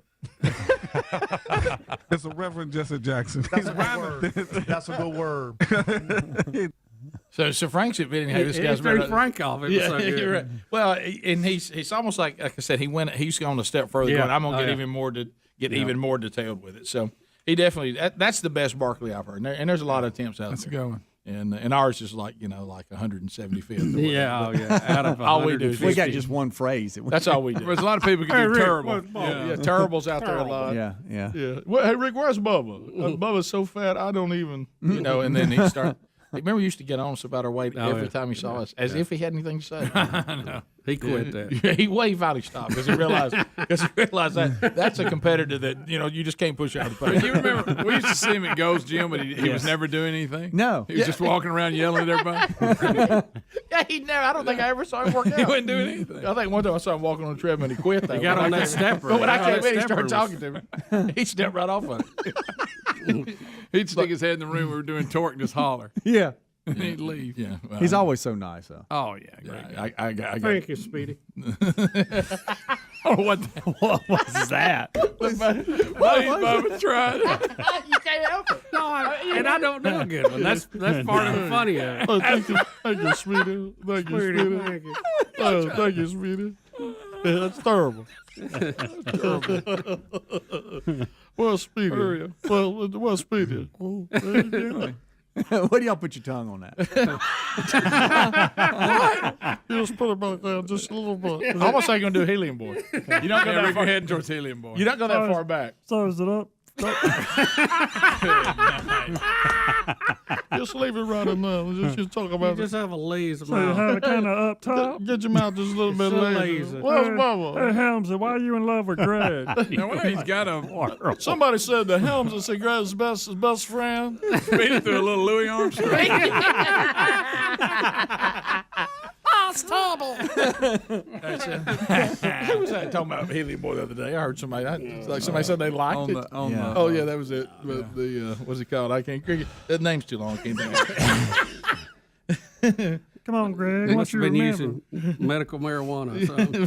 Huh? Who? What you say about? What was that?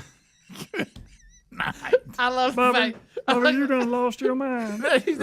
Speedy may be the worst one. That's Kermit the Frog. It's Kermit. Louis Armstrong will show up. He's incredibly bad. Y'all laugh. It sounds just like it. We go phone trolling next. All 10 lines are available. I thought that we used to have Bubba do impressions. He just do his own voice. I'm not sure that this isn't a better. Hey, Bubba, did you jinx Montana? Rick and Bubba, Rick and Bubba.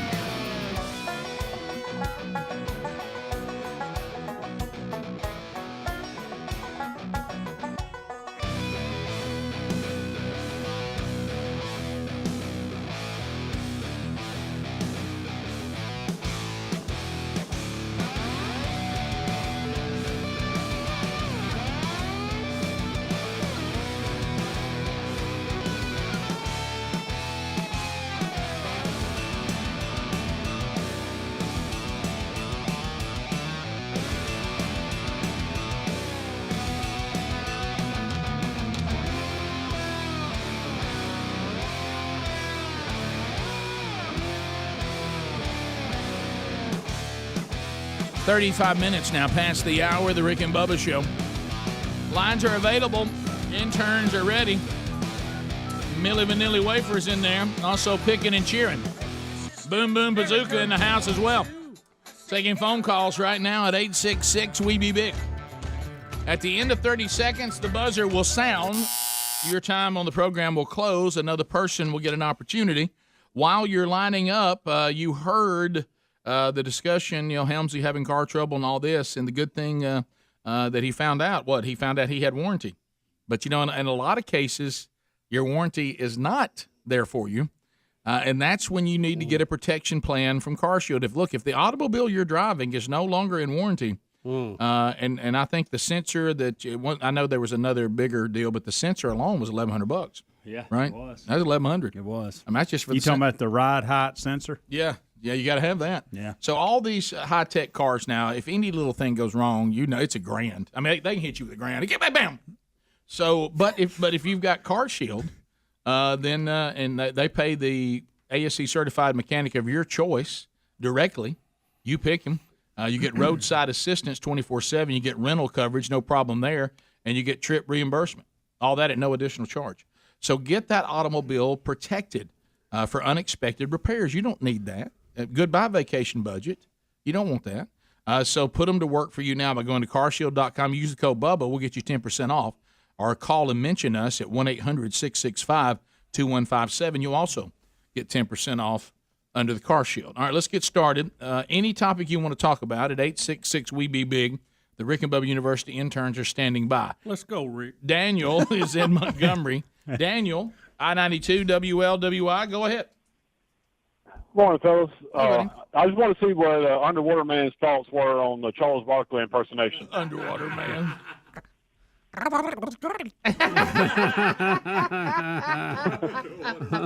866-WE-BE-BIG. There's room for you. To Iowa we go. Mike standing by. Mike, go ahead. Yeah, can you hear me okay? Yeah, we got you loud and clear, Mike. Yeah, this is for Bubba. Bubba, I raised a raccoon. Unfortunately, we shot its mother coon hunting, and she had 3 pups.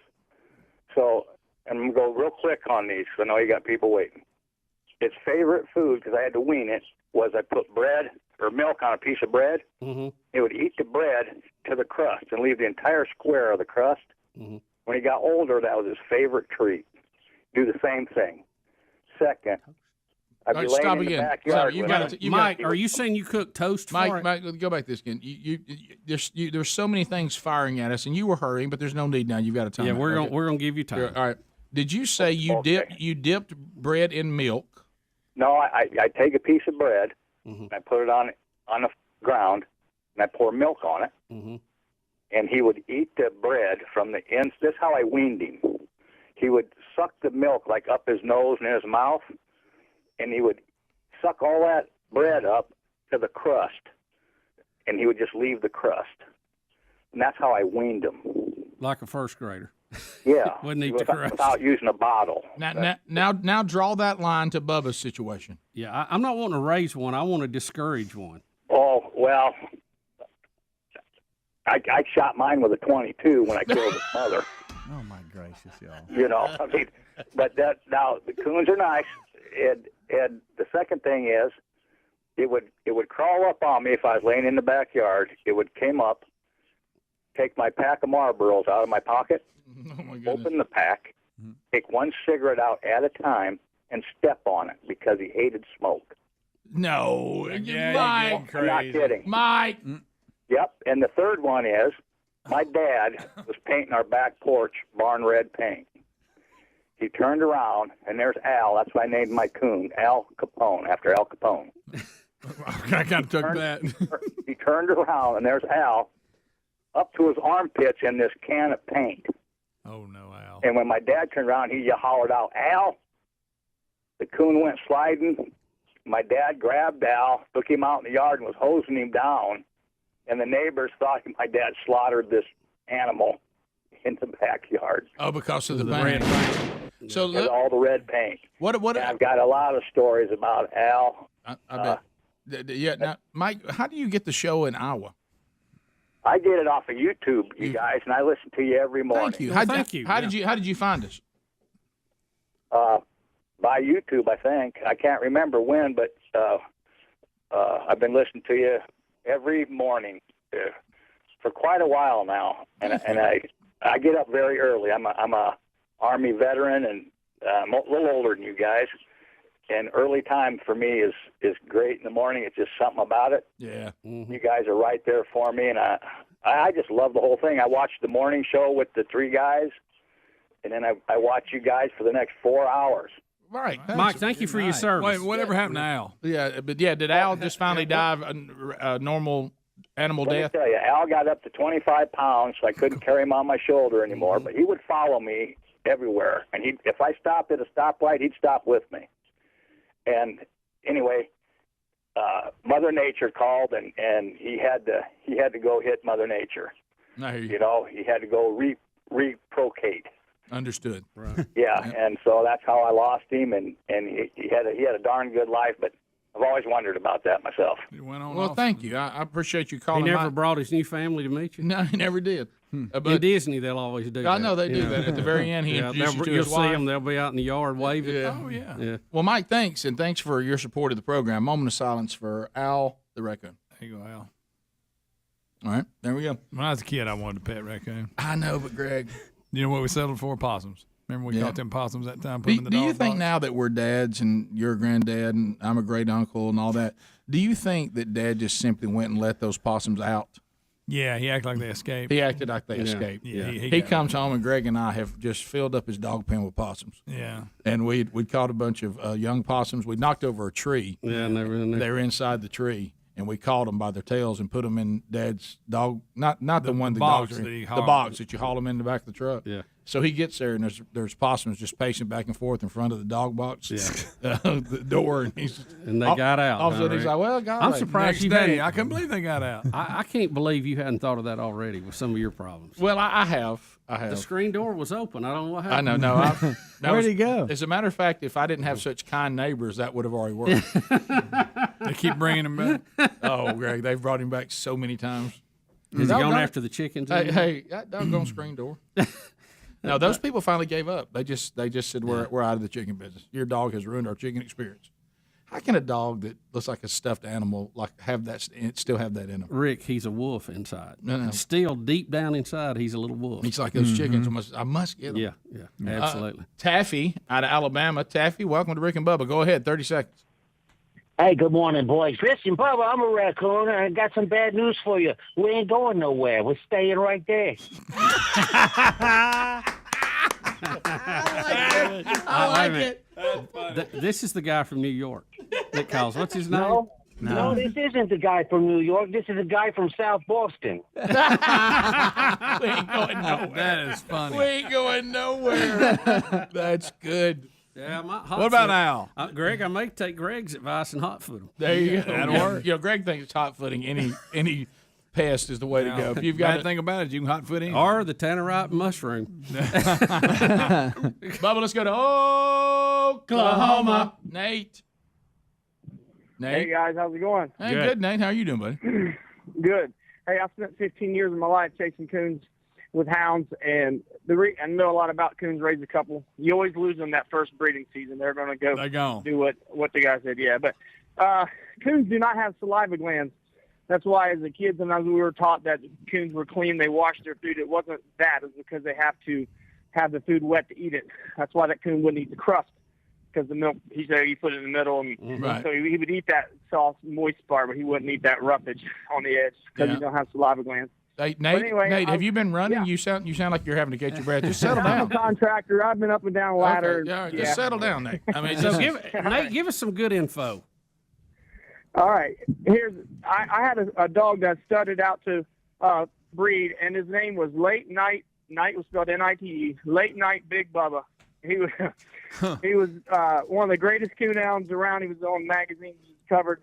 ESPN wanted to do a special, all kinds of things. But yeah, he was Late Night Big Bubba. So Bubba, you got a special place in my heart. Oh, that's true. That's good. Late Night Big Bubba. I've got a great one-liner here, and I'm not going to say it. Okay. Thank you. Thank you for that, Bubba. Jeff in Birmingham, ZZK, go. Jeff. Yeah, can you hear me? Yeah, I got you. Go. Hi, Jeff, go. You guys, need Jeff, to go thank you for back calling. and You look want to at talk to the Bubba? Orange Thank you, Jeff. Man Oh, video. Jeff, you want to call them? When he makes his pump fake, he flips the ball in his hand before he throws it. So go back and pull that video back up. Say it again. Pump fake. Who's he talking I'm about? sorry, we were doing Charles Barkley on top of it. Yeah, We didn't hear yeah, what you said. yeah. Say it again. Yeah, so the Arch Manning video, when he made that throw. So when he made the pump fake, he flips the ball in his hand before he throws it. And nobody really catches that. So you can go back and look at that video and watch him flip it. It's awesome. Oh, okay. I didn't see that. Just shows us the control he's got with his hands. Let's see. I didn't see a flip. Yeah. He turns it like when he pumps and see him flip it's it. turning in his hand. Yeah. Oh, I got you. And I think that's what one of the other Mannings was saying. He taught him because I think one of them did that. I did see him do that. Wow. Okay. It happens quick. Oh, he did do that. No art. I mean, buddy, he flips it quick, doesn't he? He does. We'll be back 15 minutes to the top of the hour. More of the Rick and Bubba Show coming up right after this. Rick and Bubba, Rick and Bubba.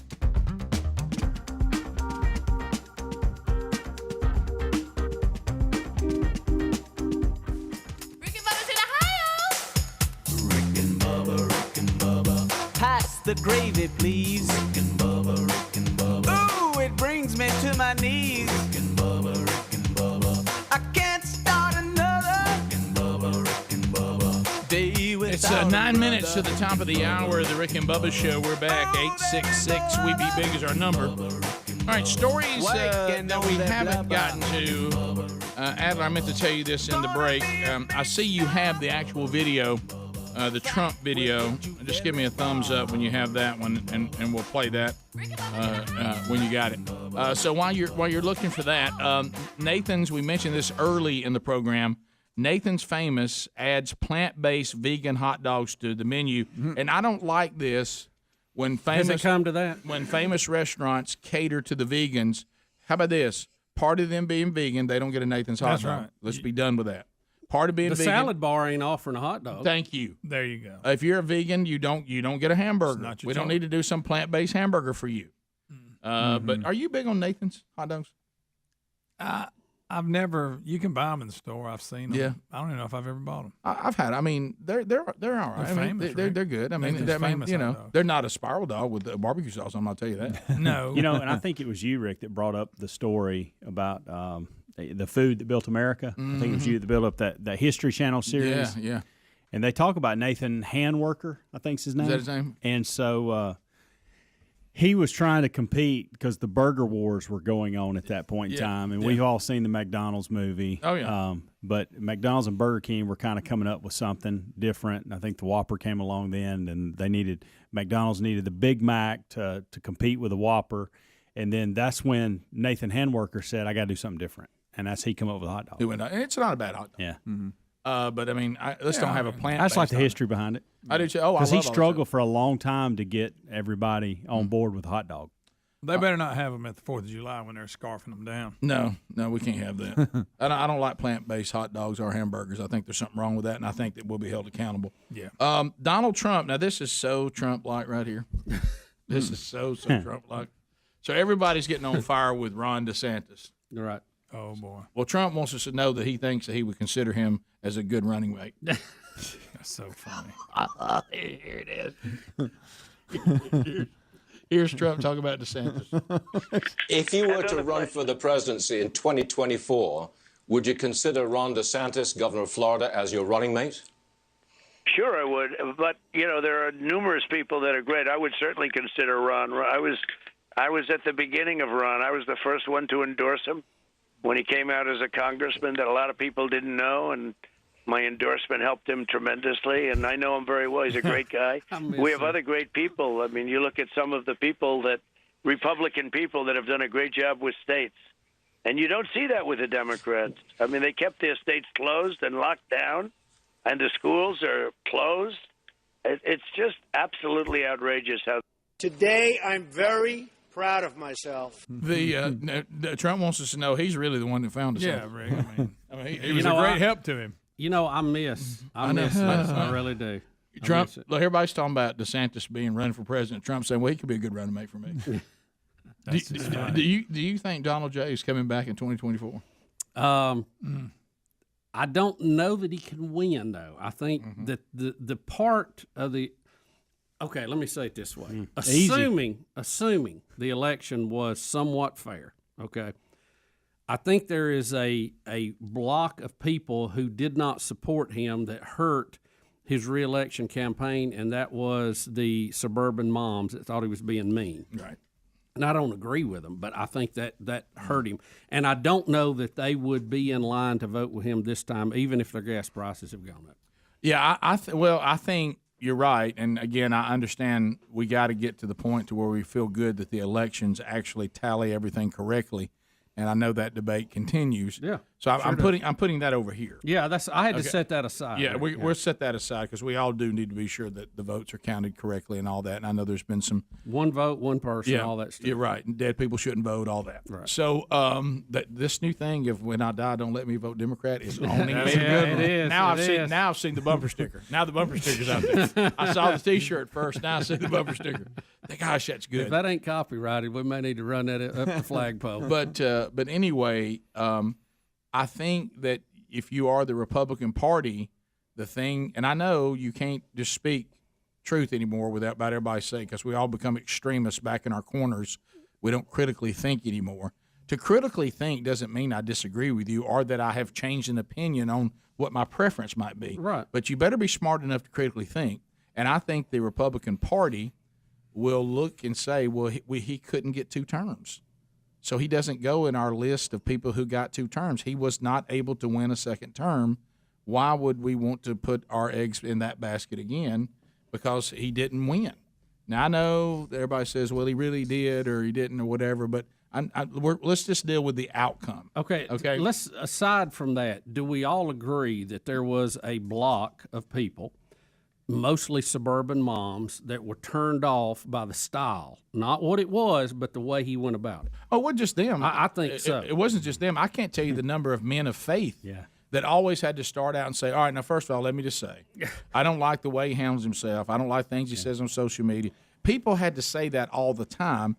And so anytime you have to always say, look, before I go any, let me just first of all say, I don't think this and I don't think he handled this right. And nobody likes to have to do that. And you're right. So I think that will be the thing that made him very effective is also the thing that is his Achilles heel. And you got to figure which way that goes. The bulldozer. Right. You know, we get a lot done, but we tear up the grass while we're doing it. Yeah. Tony in Huntsville. Tony, go ahead. Tony? Hey, Rick. Hey. Can you hear me? Yes, sir. Hey, guys, I'm a big deer hunter just like you, and been eating deer in Alabama my whole life, pork, pigs, the whole 9 yards. And I got something to tell you. I got bit by a tick on my farm up here in North Alabama a couple weeks ago. Well, actually about a month ago. The Lone Star tick's got a white dot on it. Yeah, we're familiar with it. We're familiar with it. You got the alpha gal? You got the alpha gal? Man, how'd you know?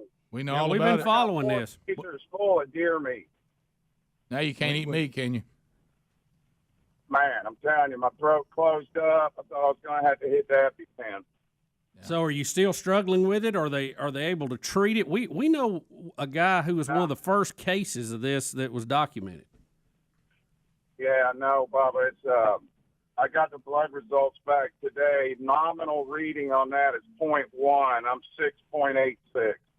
Yeah, you got to be careful. Then meat or any kind of meat product will cause a very bad reaction with you, right? Man, that's tough right there. Well, look, but listen, good news for some of the people who have had it over time. It seems like they get a little better. Yeah. So it's not as dramatic, but it is a problem. Until then, you can eat one of them Nathan hot dogs. Yep. It's not meat. Yep. Fauci said if you had a mask on, that wouldn't happen. Well, good luck to you, sir. We hope you get better, but we've heard about it. It's really a bad deal. It's a bad deal, especially somebody that loves meat as much as it sounds like you do. Top of the hour.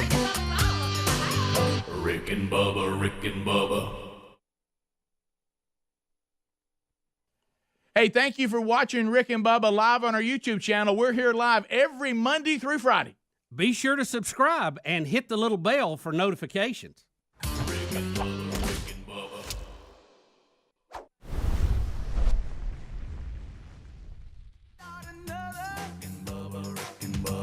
Day without him, brother. Rick and Bubba, Rick and Bubba. Oh, there is no other. Rick and Bubba, Rick and Bubba. Waking on their blubber. Rick and